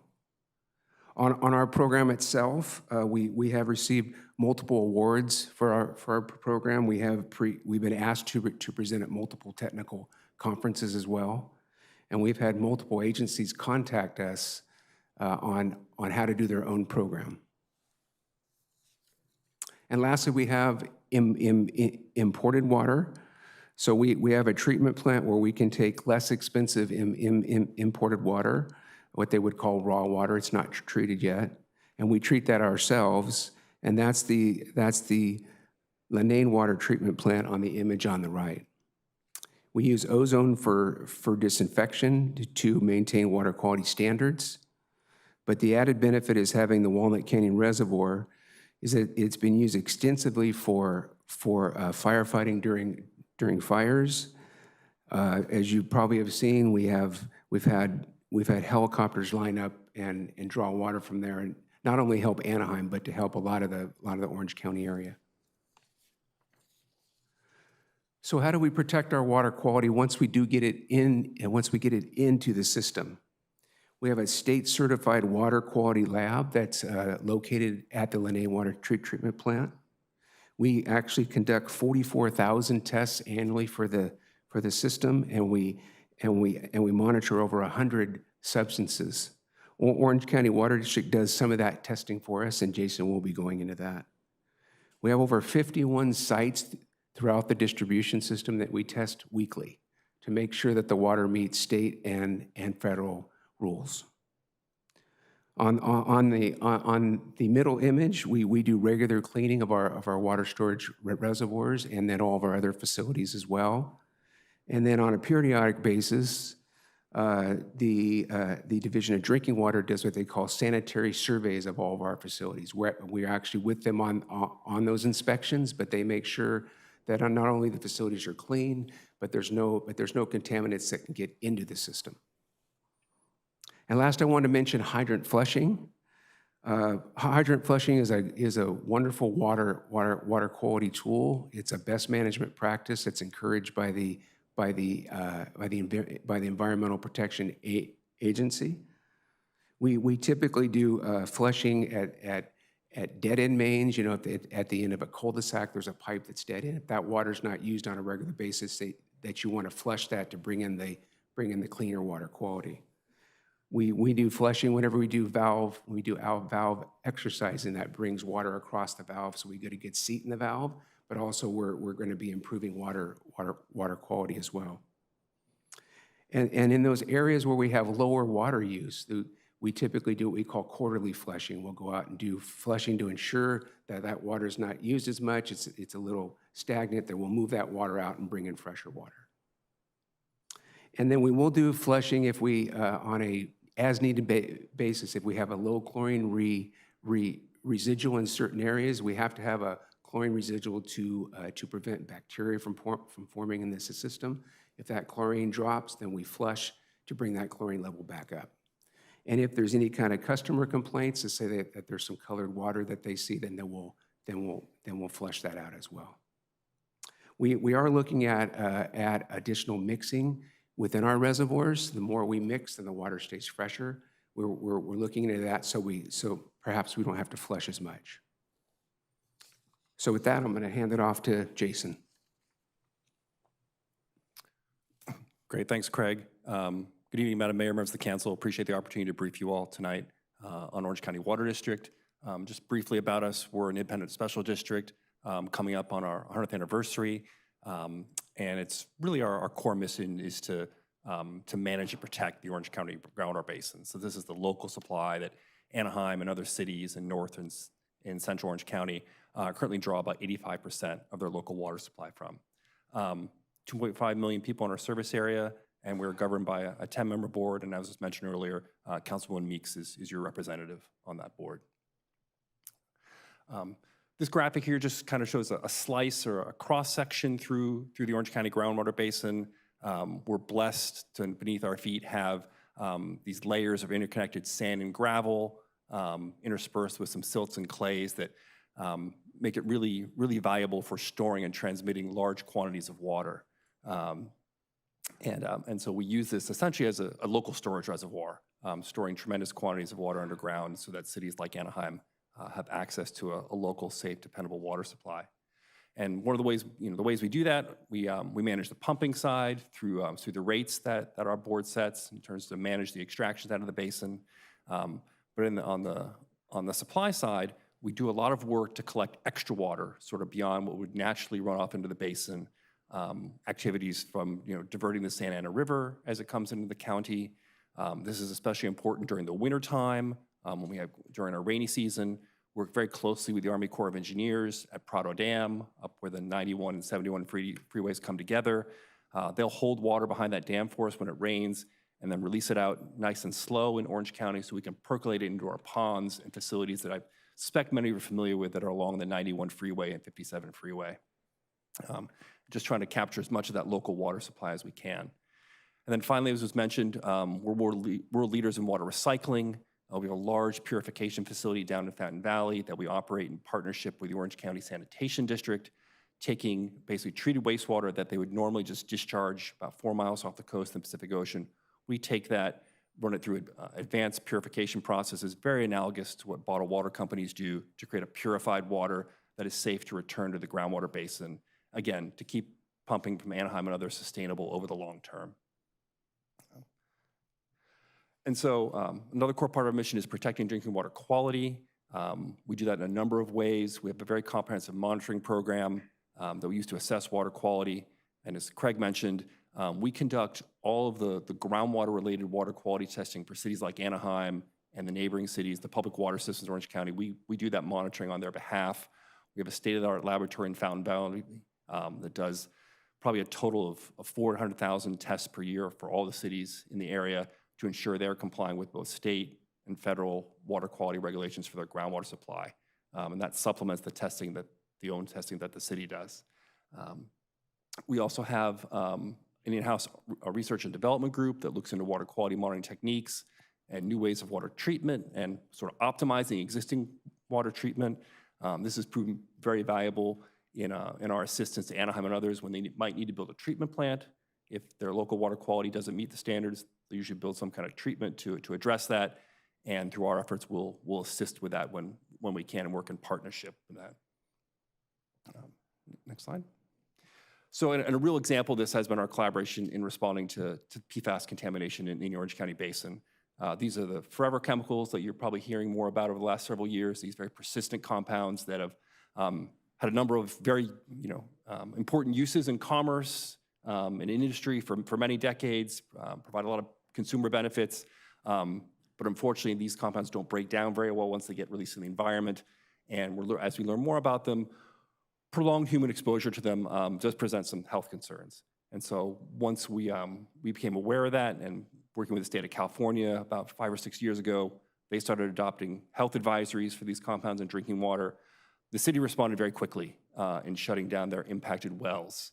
At the same time, Realizing this was a regional issue throughout our service area, we began some aggressive pilot studies and experiments to find what is the most cost-effective way that Anaheim and others could remove this from their water supplies. Because temporarily, the city has had to take more imported water, as Craig mentioned, which is great to have that second supply, but that comes at an added cost. And so our sort of co-goals, working together with Anaheim and others, was to restore the local groundwater supply as soon as we could in an efficient and practical manner. And so, and as part of that, we worked on reimbursement agreements with Orange County Water District taking the lead on the capital investment required for these facilities. So our district pays for 100% of the capital of these facilities being constructed by Anaheim and others, and then with an agreement with the city to operate them into the future, we'll share that operating cost 50-50. And that's one of the basis of a great partnership with Anaheim and others. And so under that, the city undertook a couple phases of treatment plant design and construction, the Phase A and Phase B mentioned on the slide here. That is what has restored the city's 14 wells that Craig mentioned earlier. Been a very good collaboration. And then more recently, some additional wells were taken offline in response to new federal standards for PFAS. These are adopted by US EPA at the federal level in 2024 with a compliance deadline of 2029. That is when those regulations will become enforceable, and they're still on the books now. And so this prompted the city to take additional wells offline and start a third phase of treatment, the Phase C, that we're both actively engaged on between the Water District and the city in the design phase now. And as you can see here, the projection is to have those facilities online in compliance with EPA's deadline by 2029. And I just want to close and mention, this is all expensive. This is not cheap. We've had to increase our rates to cover some of the cost of this. But working together with Anaheim and the other affected public water systems, we all wanted to protect our ratepayers in this, so we initiated litigation against some of the primary manufacturers of these perfluorinated compounds, these PFAS compounds. These are large companies like 3M, DuPont, folks that made some of the firefighting foams that use these compounds. And went through several years of litigation that was consolidated in federal court. That actually turned into essentially a class action. And so very recently, both Orange County Water District and the city of Anaheim have released our first settlements from that class action. So we're actually recovering dollars now that are being put to essentially offset the capital expenditure that we've all had to collectively make in the basin. And that's been an important part of the partnership as well. Realize we don't want our ratepayers to foot the entire bill for this. And so that's been a good outcome, we think. So with that, I'll hand it over to Oliver with the state of California. All right, good evening. So I direct your attention to the red vertical line. So at the top of the screen on one side is the California Environmental Protection Agency. And following the org chart, down the middle of the screen is the State Water Resources Control Board, highlighted in blue. So the California Drinking Water Program is one of the divisions of the state board. There are 5 other boards, departments, and offices under Cal EPA. The other board is the Air Resources Board. There are 2 departments, pesticide regulation and toxic substances control. And lastly, there are 2 offices, Cal Recycle and the Office of Environmental Health Hazard Assessment, or OWEHA, which you will hear me mention later. And on the other side of the red vertical line is the US EPA, which has delegated primacy to enforce the Federal Safe Drinking Water Act to the California Drinking Water Program, as depicted by the blue line. And just a historical note, the US EPA was established in 1970 by executive order under President Nixon, while Cal EPA was established in 1971 under Governor Wilson. Oh, we out of order here.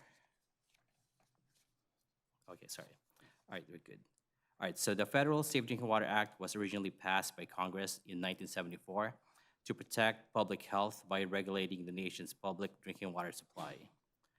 Under the Safe Drinking Water Act, the US EPA, specifically the Office of Groundwater and Drinking Water, developed regulations and established requirements under various rules. These rules establish either maximum contaminant levels, or MCLs, or treatment techniques in lieu of MCLs. These are what are referred to as the drinking water standards. Since 1974, many rules have been developed and continue to be developed and updated. Recent examples are the revision to the total coliform rule, the second stage of the disinfectants and disinfection byproducts rule, and the long-term enhancement to the surface water treatment rule. As I mentioned previously, the feds delegated primacy for the Safe Drinking Water Act to the state. To retain that primacy, the state must establish drinking water standards that are at least as stringent as federal regulations. As we heard from Jason, US EPA recently promulgated PFAS regulation, and California is in the process of adopting it into the California Code of Regulations. And lastly, there are also California-only drinking water standards, such as for perchlorate, which at least is for now, and I will cover that some more later in the presentation. So more specifically, there are standards for various contaminants, ranging from microorganisms, inorganic and organic chemicals, and radionuclides. And as I mentioned previously, regulations are continuously being developed, both at the federal and state levels, following similar processes as new contaminants are discovered. So California initiated unregulated contaminant monitoring in 1997, and since then, the US EPA has conducted 5 rounds of unregulated contaminant monitoring under their UCMR program, which started in 2001. The last round was UCMR 5 from 2023 to 2025, which included PFAS. The federal PFAS rule was announced in 2024, with initial monitoring to be completed by 2027. As you heard from Jason, compliance with the MCLs will begin in 2029.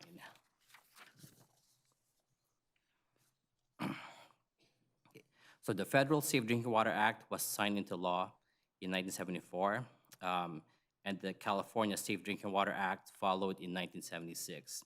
So this year is actually the 50th anniversary of the California Safe Drinking Water Act. So the Safe Drinking Water Act, kind of like taking the two together, is a comprehensive set of regulations to protect the general public health from health risks that are linked to the use of drinking water, and which in this case is tap water.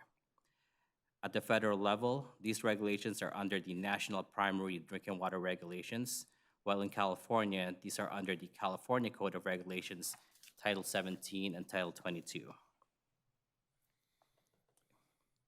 So in addition to drinking water standards, a major regulatory requirement is water quality monitoring.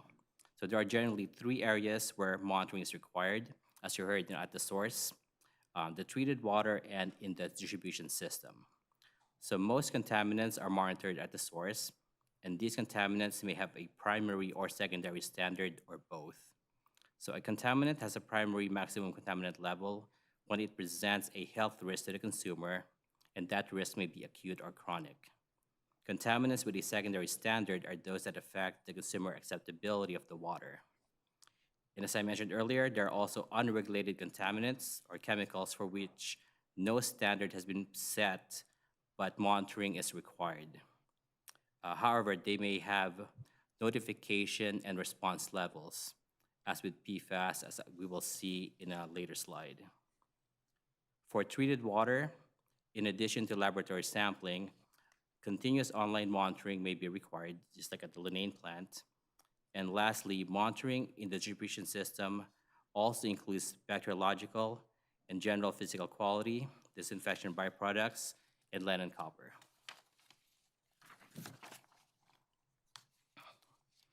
So shifting gears here for these next 2 slides, in addition to the enforcement of federal and state drinking water standards, California's drinking water program's other key responsibilities are partnering with the regional water quality control boards on regulation of wastewater treatment in the production and use of recycled water, as we're doing here in Orange County, and assisting in the funding of water system infrastructure improvements and replacement of aging facilities. It's been a few years now, but the city used to have a recycled water demonstration project here at City Hall. Regulations also require water quality samples for compliance with drinking water standards to be analyzed only by laboratories that are accredited by the Environmental Laboratory Accreditation Program.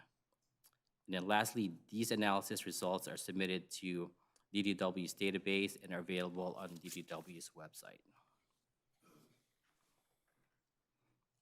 Okay, this is a map that shows the field operations branch 30 districts with offices throughout the state. This ensures that DDW works closely with public water systems. Our office is in Santa Ana and is responsible for all public water systems in Orange County. So as you heard from Craig, our staff engineers conduct inspections of water system facilities and also reviews water quality reports.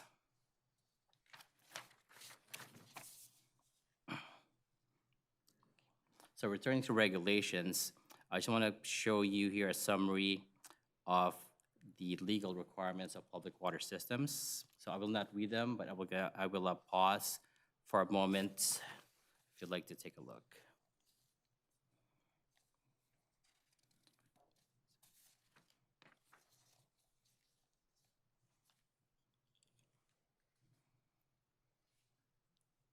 All right, so to conclude the presentation, I'll be talking about two chemicals which I understand are of particular interest to the council. As I mentioned previously, perchlorate is currently regulated only under the states. However, the US EPA just recently proposed an MCL for perchlorate ranging from 20 to 80 micrograms per liter. But as you can see here, California already has an MCL and it's already more stringent at 6 micrograms per liter. So this proposed rule should not have much impact on California.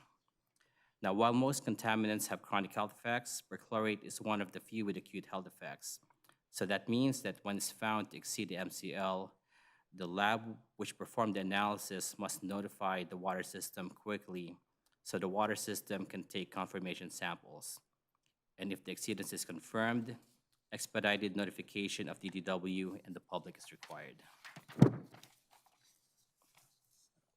So this slide shows perchlorate data from the 2025 Anaheim Public Utilities Water Quality Report, which is also known as the Consumer Confidence Report.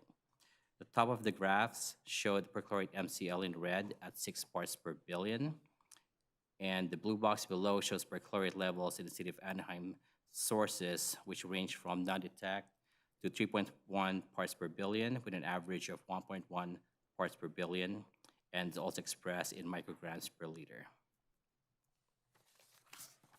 And then, so lastly, this table is a comparison between the US EPA PFAS MCLs with compliance, again, beginning in 2029, and comparing that with the California notification and response levels. So DDW establishes health-based notification levels, or NLs, for contaminants. When exceeded, public water systems must inform consumers of the PFAS exceedance via the Consumer Confidence Report. Response levels, or RLs, typically are 10 times higher than the NLs and trigger recommendations to take sources out of service, treat, or issue public notice to their customers. The establishment of NLs and RLs provide information to public water systems and others about unregulated chemicals in drinking water that lack the maximum contaminant levels. The Office of Environmental Health Hazard Assessment, which I mentioned earlier, is in the process of establishing a public health goal for PFHXS and providing a recommendation to DDW for a notification level for PFHPA.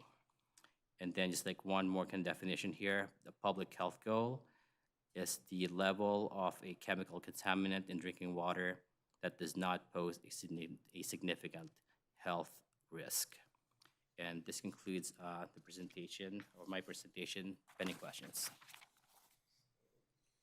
Let me just thank our panel who went through a lot of the technical information just to convey how much detail is involved with water quality monitoring, regulatory compliance, in order to make sure that we meet safety requirements. And so it's really important for us to be able to convey that to our customers, knowing that, you know, in Anaheim Public Utilities, about a quarter of our workforce live right here in the city and use the exact same water. And so that's something that we take very seriously. In regards to customer outreach, these are just a sample of the ways that we inform the public. The picture on the upper left, when we started the groundwater treatment program, it was back during the middle of the pandemic, and we still held public outreach meetings because people were going to see cranes and other activity going along around their homes, and I'm sure they wanted to know what was going on. So we followed safety protocols, and we conducted tours and gave our customers access to our facilities so they can ask questions about what's going on.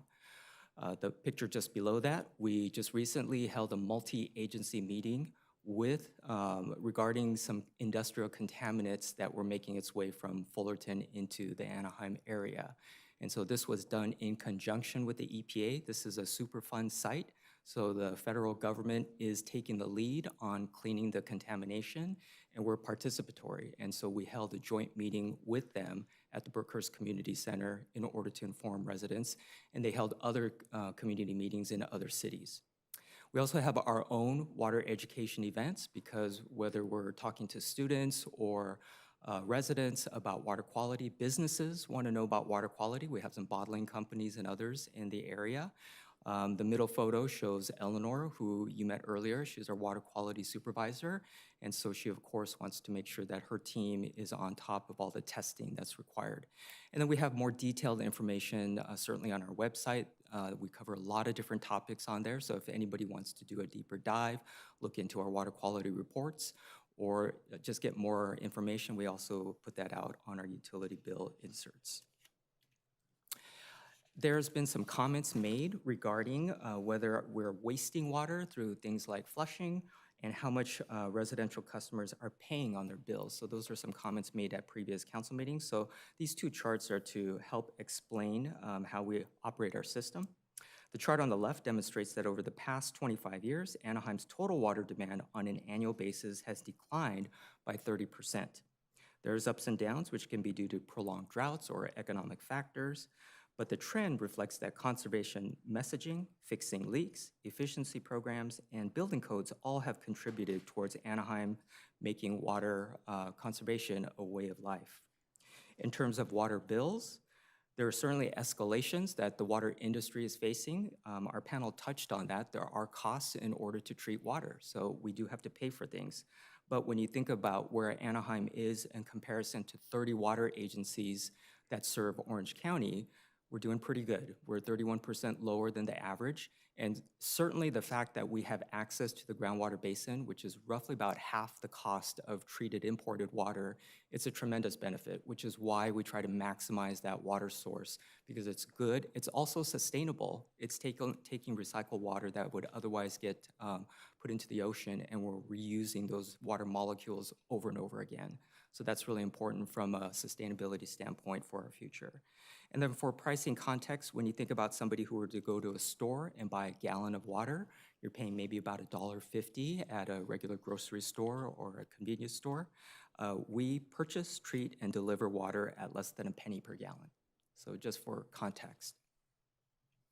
So that concludes our presentation. Thank you for your patience going through it, and we're happy to answer any questions by the council. Thank you so much, Director Lee, for the presentation, and thank you so much for being here at our council meeting. It's unfortunate that, sometimes there's a disinformation brigade that says things that are not true, so I just kind of want to ask the most basic questions of our experts here, and thank you so much for announcing your qualifications before. Is Anaheim water safe to drink? Yes, it is. And are the California standards that we have to uphold and adhere to more stringent than the national standards? In some cases, they're more stringent. And as far as the PFAS, you said that some wells tested to 3.1 parts per billion, and then some had just trace amounts. Is there any reason why certain wells or certain areas of the city might have higher concentrations? Is it because they're in industrial areas, or is it stormwater runoff that can sometimes put things into our water that we don't like? Are you referring to perchlorate or PFAS? Oh, perchlorate. So there's like several sources, but I don't know if actually maybe Jason is more familiar with I can try to offer that. Yeah, and looking at these results for Anaheim and kind of comparing to some of your neighbors, this result is fairly typical for this compared to your neighbors in Garden Grove, Buena Park, Santa Ana, have very similar perchlorate results. You know, we've detected low levels of perchlorate in various parts of the basin for a number of years now. Several potential sources of that. Orange County's agricultural history, the use of nitrate fertilizers imported from Chile. Perchlorate has been sort of being a known byproduct of that, and it can occur in those areas, some of that historical land use. It's also used as a propellant in rockets and other industries that handled it as well, and some of the handling of those materials over time, a little bit like PFAS, that can work its way into water supplies. But yeah, Anaheim's result here is again, pretty typical for where you are in Orange County. And as Oliver pointed out, is below the health standard of the state of California, which is much more strict than the federal standard. Thank you. I'll turn it over to our probably most resident expert, Councilmember Meeks. Thank you, and thank you all for sticking around and being here for so long, and I hope that the people that were having these concerns and questions at least watch this later on, because I am very confident in the quality of the water that we have, and as Jason noted, we are a blessed area to have this aquifer under us that stores all this water. To have a reservoir that would store that much water would flood our entire city. So to have that gives us the opportunity to supply clean water to our residents at a very low cost. It's replenishable, and we do that through all of our infiltration basins. If you look around Anaheim, we have all these mini lakes, and that is water that is soaking into these aquifers and replenishing them. And then they've also, I mean, it hasn't been that long since they started the groundwater replenishment system by recycling the sanitation district water, pumping it back up here and putting into these basins so that we have a sustainable resource for our water. And that is so important as we go through droughts and things like that. But even more important than that is making sure that we can deliver that to people clean. And we take great lengths in making sure that we do that. I've seen OCWD and the city of Anaheim respond very quickly to the PFAS issue and make sure that we get these wells turned off, get the treatment in place, and get the wells back online so that we can continue to provide the water at a low cost. So I am very confident. I think the only thing I might ask is, how frequently do we test our wells, the water quality in our wells? I can mention from the district's perspective, typically the testing, Councilwoman Meeks, for many contaminants is on an annual basis. Other ones maybe every 3 years. That's generally the typical range for most required testing. But then maybe Craig can comment. You guys do more frequent testing for some. Yeah, there's some testing that we do quarterly, and we're always testing the product water that's coming out of the wells. He's talking about the source. But we also we follow all the federal and state guidelines for the product we put in the distribution that people drink. And if you find something that looks like it's going up or in the wrong direction, you will test more frequently to see if that was an anomaly and that it goes back down and things like that, is my understanding. That's correct? That's correct. So, yeah, we do, make sure that we monitor that water quality on a regular basis and deliver it. And of course, as you mentioned, if we get any complaints, we will go out there and investigate that and see what's happening. So I appreciate it. I appreciate what you do. I think it's a great job and such a resource for our community to have high quality water at a very low rate. Thank you. Councilmember Bayless? Thank you. I think I might be asking some of the same questions already asked. If I am, just say answered, but I'd like to maybe put it in a different context. First off, I appreciate the slide that shows Anaheim meeting the regulations up here on perchlorates. You know, my question is this: is Anaheim an outlier when it comes to perchlorates? In other words, I guess what I'm really asking is, how do we stack up for other agencies in the area? And I guess this could be there for Jason or maybe Oliver. Yeah, again, based on reviewing these results from Anaheim and those from your neighboring cities, this is pretty typical. Again, you know, neighboring areas like Garden Grove, Buena Park, Santa Ana have, their averages are very, very comparable to this and the occurrence of this. So no, I would not say Anaheim is an outlier in our service area for perchlorate. Okay, so also too, we just talked about testing, and I think it's important to point out, right, you're doing it on both sides of the well, right? We're testing the source, we're also testing what happens after treatment. And so I'll ask this, you know, I really appreciate that OCWD has helped kind of select some of the technologies that works best, also kind of help us manage the cost of cleaning up the PFAS. So I guess what I'd like to ask is, maybe this is for Jason, can you help me understand that if the PFAS treatment helps with other types of water quality issues such as perchlorates? Yes, so the technology selected by the majority of cities, including the city of Anaheim, is an ion exchange resin. It's basically like an engineered filter the water passes through, and designed for PFAS. The PFAS absorbs to that media, and clean water comes out the other side. We're fortunate that that resin also, its properties allow it to remove a molecule like perchlorate as well. And so we see that as a co-benefit of this type of treatment, that not only if a well had PFAS in it, but let's say it had a low level of perchlorate as well, this ion exchange treatment should remove both. And so to the extent there was a historical occurrence of that in the city's wells, the treatment will improve that as well.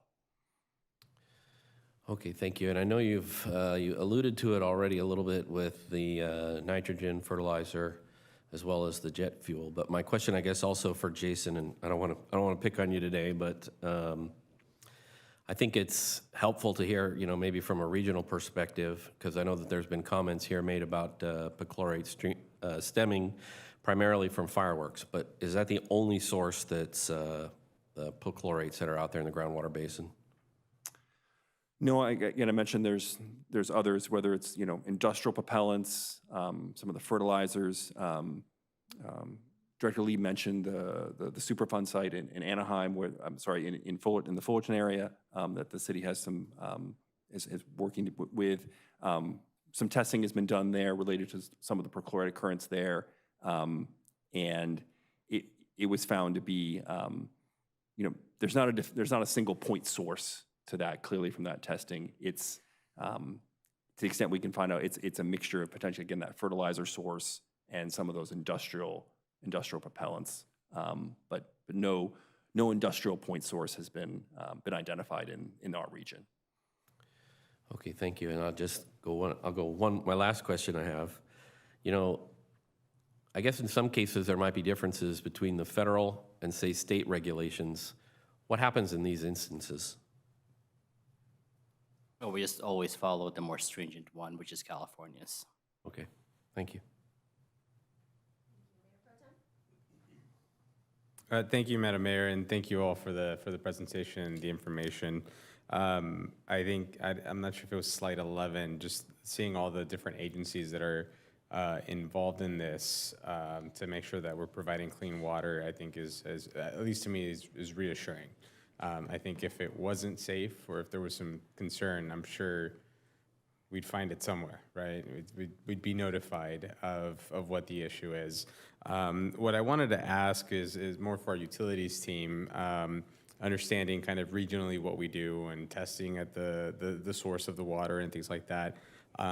If I was a resident and for the, just so you're aware, I haven't necessarily heard this. I think I've heard it from public comment of, if I'm a resident and my water does not look clean or has a smell or something like that, it's, number one, I mean, it's possible that depending on where they're living, it could be pipes, it could be something like that, right? But number two is, What do I do if that's my situation? So we provide free testing, and so Eleanor's team would actually come out to, and we've done this for schools, we've done this for businesses as well as residents, and we will conduct free testing.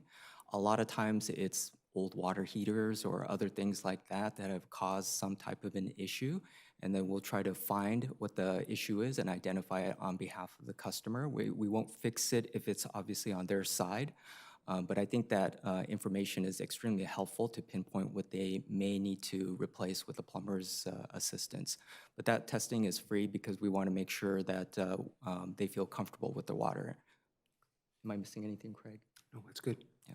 I appreciate that. And so in terms of informing our residents that that option is available, is there a page on our website? Do we include that in our, the utilities bills that get sent out?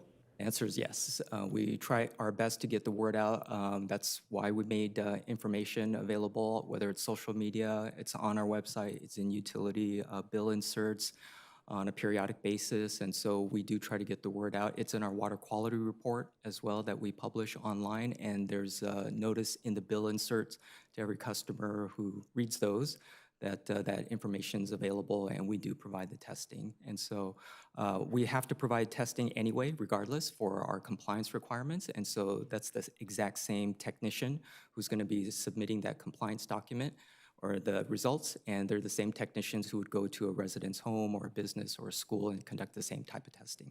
Awesome. Thank you. Thank you. Can you highlight, so when you are testing Anaheim's water, does Anaheim Public Utilities test it internally, or is there a industry process in which it's independently verified by an outside source? So the answer is both. We do have a state qualified laboratory, and so we do a number of tests that we can. There's certain tests that we cannot do ourselves. We just don't have the equipment for it. And so then we do get other agencies. OCWD also helps with that. And so we try to find the best tools that we have. If we can do it a little bit more economically ourselves, we can. But certainly in other cases where we just don't have either the expertise or the equipment, then we will look to others. Thank you. I don't think there's any other comments or questions, so with much gratitude, thank you, gentlemen, for your time and for this wonderful presentation. Thank you.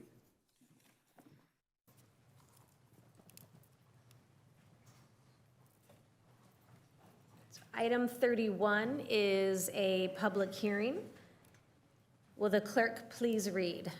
Thank you, Mayor. Item 31 is a public hearing pursuant to Section 147F of the Internal Revenue Code of 1986 to consider the issuance of certain tax-exempt bonds in the aggregate principal amount not to exceed $25 million by the California Municipal Finance Authority for the Hermosa Village Phase 3 Affordable Housing Project.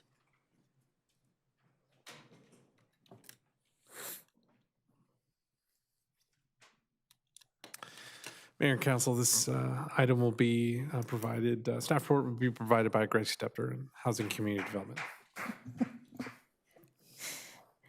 Mayor, members of the City Council, good evening. With me tonight is Deputy Director Andy Nogel and Project Manager Mika Takayasu, who is the lead for this project.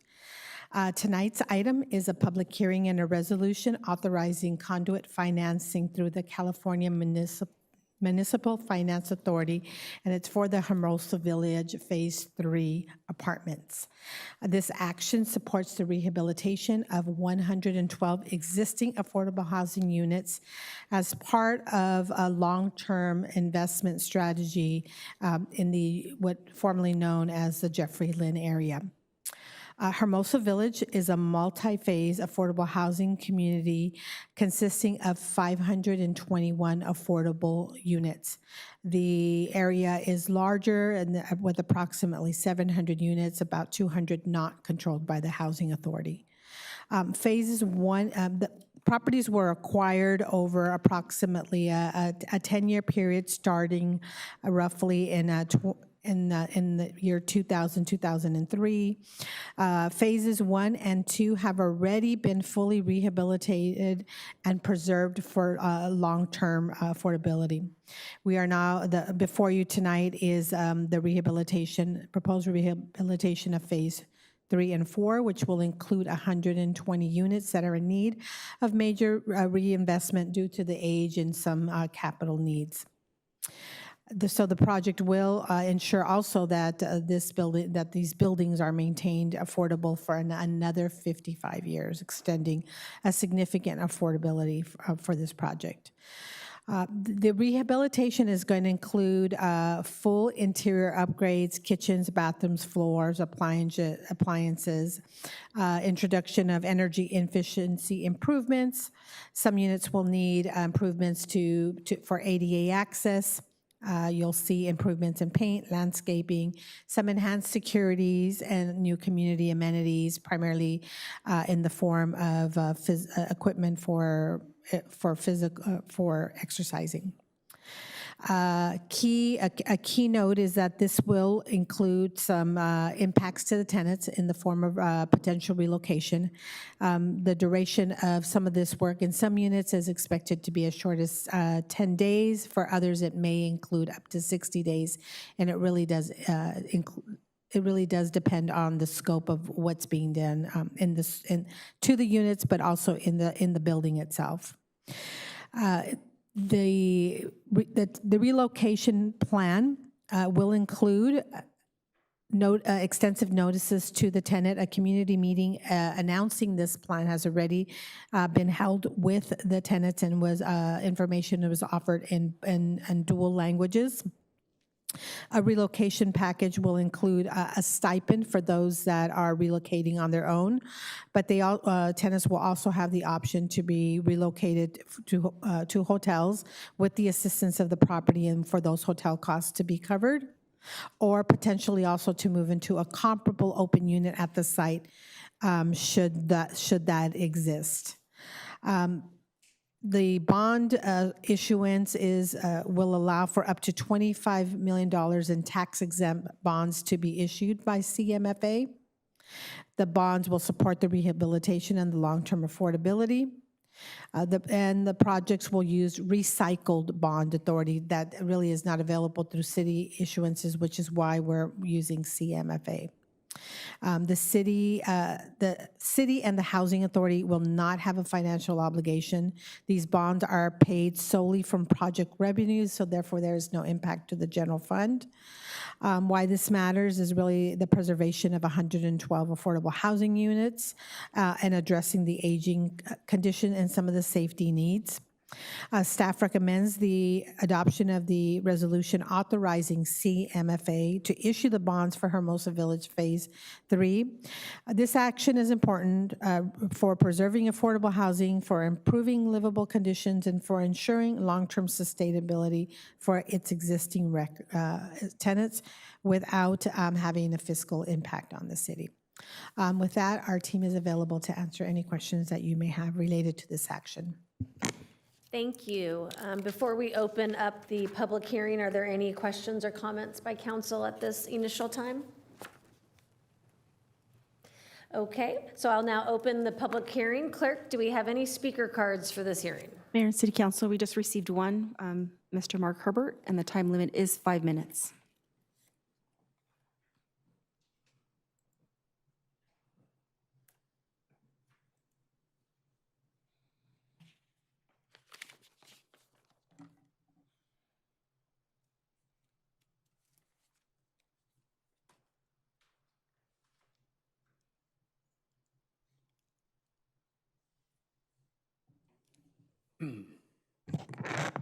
Mark Herbert, AnaheimGrease.com. I'll attempt to get promoted from the disinformation brigade to the informed brigade with these comments. Tonight's water presentation provided a general overview of the city's water quality and regulatory compliance. A high-level overview doesn't answer a timeline discrepancy. Mr. Herbert, this is a public hearing on Hermosa Village. Excuse me, could you please stop the clock so I can discuss why this applies? As long as you get to the point. I refer you to paragraphs 4, 5, and 9 in the staff report. Do you agree? It's what I'm talking about here. As long as it has to do with this public hearing. Are you going to interrupt me again, or are you going to accept that I'm covered under paragraphs 4, 5, and 9? Okay. Well, now I'm interrupted.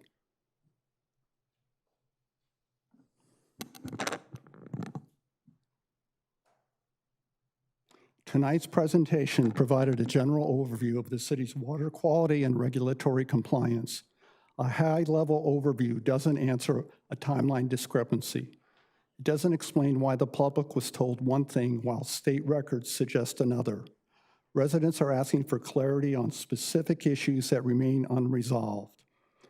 I recognize and value the role of the state and county regulators in overseeing the drinking water systems. This oversight is essential to maintaining public confidence.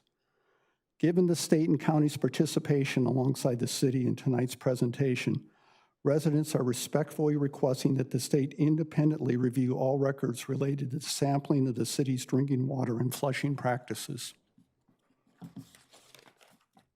Residents are not seeking general policies or presentations describing how these processes... Again, Mr. Herbert, what does this have to do with Hermosa Village? This is a public hearing on May you stop the clock again, please? Hermosa Village, not water quality. I believe when I get to my conclusion... 5 minutes are about Hermosa Village and what is contained in the staff report on this project. Mayor, I'm sorry, I didn't go to law school. My arguments are a little long-winded. My conclusion will tie this in to the community meetings that were held here in February for Hermosa Village. Okay. Now, you've interrupted me twice. Do you have any more questions? Are you satisfied? So many questions. I could be done if you'd quit interrupting me. Okay. Can you start with the conclusion and then we'll work our way backwards? That's not the way I'm constructing it. I don't construct your arguments. Is this public comments or the mayor's All right, comments? just restart his time. Residents are not seeking general policies or presentations. No, not from 5 minutes, from 3:30. It was paused. Thank you. I'm interrupted again. Excuse me. May I start? Yes. Residents are not seeking general policies or presentations describing how these processes are intended to function. Residents are requesting the actual written directives issued by decision makers that specify when and where flushing is to occur, along with the corresponding field documentation. These directives can then be evaluated alongside the timing of the drinking water sampling and testing. The issue isn't whether flushing occurs, but when it occurs and how it aligns with the sampling activities. Tonight, residents have heard the water is safe. They've heard about compliance, regulations, and system operations. But none of this replaces the need to answer the following direct questions. 1, why does the timeline for well 51 not align? 2, why wasn't well 51 taken offline after the state's December notification? 3, how are sampling conditions verified to reflect what residents actually experienced, not the ideal conditions following an hour of flushing, but the actual conditions of the drinking water that is coming out of Anaheim taps? The videos on social media failed to cover these questions. These are not technical riddles. These are straightforward questions. You can explain the system. You can cite regulations. You can repeat the mantra that the water is safe. Unfortunately, at this point, the issue is no longer just one of compliance.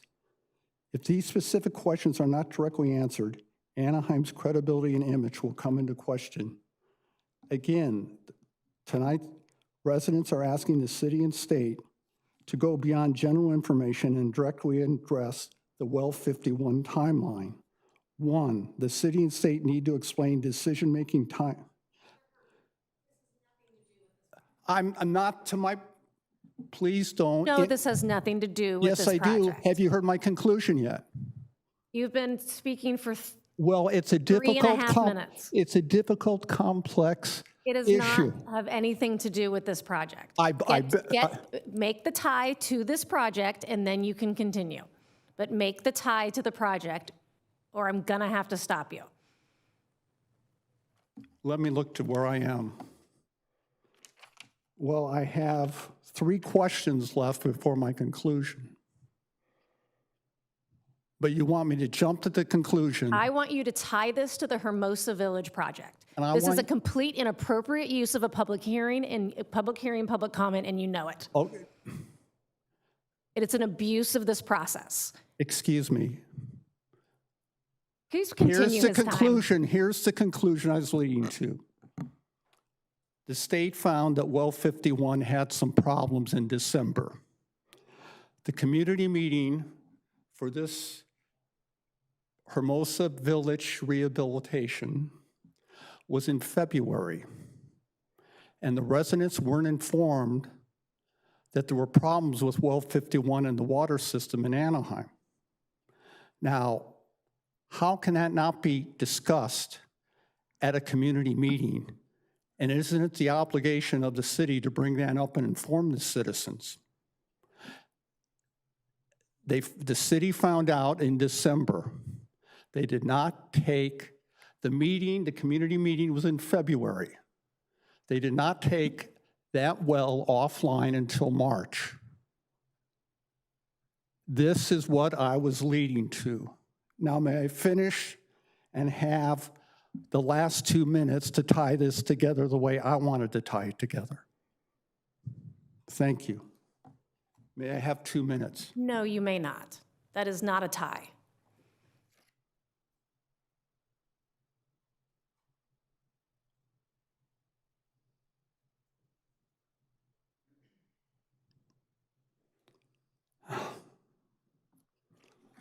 Well,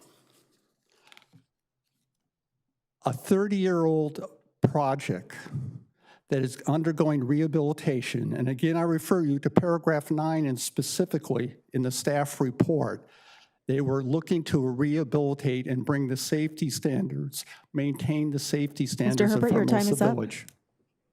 And the water there is safe. Thank you.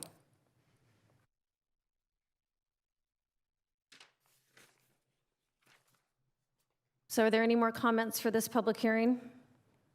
Mayor, that was the last public comment. Thank you. So I'm going to close the public hearing. Are there any other comments or questions by council? I'll start with Councilmember Kurtz. Thank you, Madam Mayor.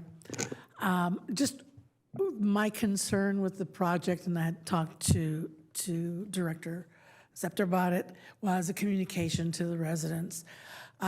This was the location that had some evictions during a remodeling process by the private owners, not our city-owned properties. I was at Hermosa Village a week ago, and residents came up to me and said, my apartment's going to be remodeled, and this is the process. Already knew exactly what was going to happen, very excited about it, named Andy by name, thanked me for sending Andy to Hermosa Village to talk to them. It is much appreciated by not only myself, but by the residents. You have been very proactive in getting the information out. There were no questions, just a lot of actually happy dialogue that their units were getting remodeled. Some other residents saying, well, I wonder when we are going to be, our apartments are going to be fixed up. So thank you for communicating with the residents. We talked about how important it is, and I'm here to let you know that the residents know exactly what's going on and are much appreciative of Andy and the folks that went with him to discuss it with them. Thank you. Thank you. Mayor Pro Tem? Thank you, Madam Mayor. And that applause is sincere for the record, okay? It's not because it's 11:30, we need some humor, but in all sincerity, I appreciate the continued good work that you guys do. I'm I'm glad to hear that residents are informed of what's going on, that they're aware of what the process is going to look like. I just briefly wanted to just confirm, because the staff report mentioned that at first when this was presented or when we were talking about this, I thought this was like people have to be, they're going to have to move somewhere else and then come back in a very long time. But it seems like it's only 10 to 60 days essentially that they're going to be out of their units, correct? That is correct, and those with the longer, potentially the 60 days, they're going to be far and few between. Those are really the units that need the ADA upgrades, that's a fuller rehabilitation. Those were the shorter ones are the appliance and the paint, which Hermosa Village, the related staff now kind of have down to a science, because we've already rehabilitated 400 units. This is truly the last phase, so that all of the units that are in our affordable portfolio will have gone through a rehabilitation. Awesome. That was it. Thank you. With no other questions or comments by council, is there a motion? I'll move the item. I'll second. Okay, we have a motion and a second. Please vote. A resolution of the City Council of the City of Anaheim approving the issuance of certain California Municipal Finance Authority exempt facility bonds in the aggregate principal amount not to exceed $25 million for the purpose of financing or refinancing of the acquisition by ground lease, substantial rehabilitation, improvement, equipping, and operation of Hermosa Village Phase 3 Affordable Housing Project, and making certain other findings related thereto. Councilmember Rubalcaba, is she?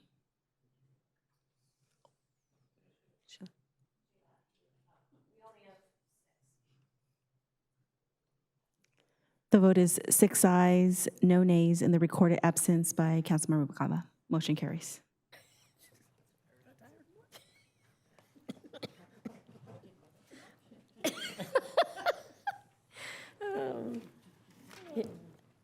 Let's not make no, it's not an option. Now is the time for our report on closed session. Mr. City Attorney, do you have anything to report out? I do, Madam Mayor. As to item 1, there's nothing to report. As to item 2. I'm so sorry, I can't hear you. I'm sorry. As to item 1, nothing to report. As to item 2, the council authorized litigation. As to a property in District 6, no other further action to report. Thank you very much. We now have the time for non-agenda items, which we do not have any held over public comment, correct? Correct, Mayor. Thank you. So now is the time for future agenda requests by council members. Does anyone have anything that they would like to put up on a upcoming agenda? Okay, seeing none, I would like to, with no other business before the council, conclude and adjourn this meeting on behalf of and in memory of Rebecca Kuehl, Jad Davis, and former Mayor and Senator John Seymour. We will see you again, and it'll be adjourned until May 5th.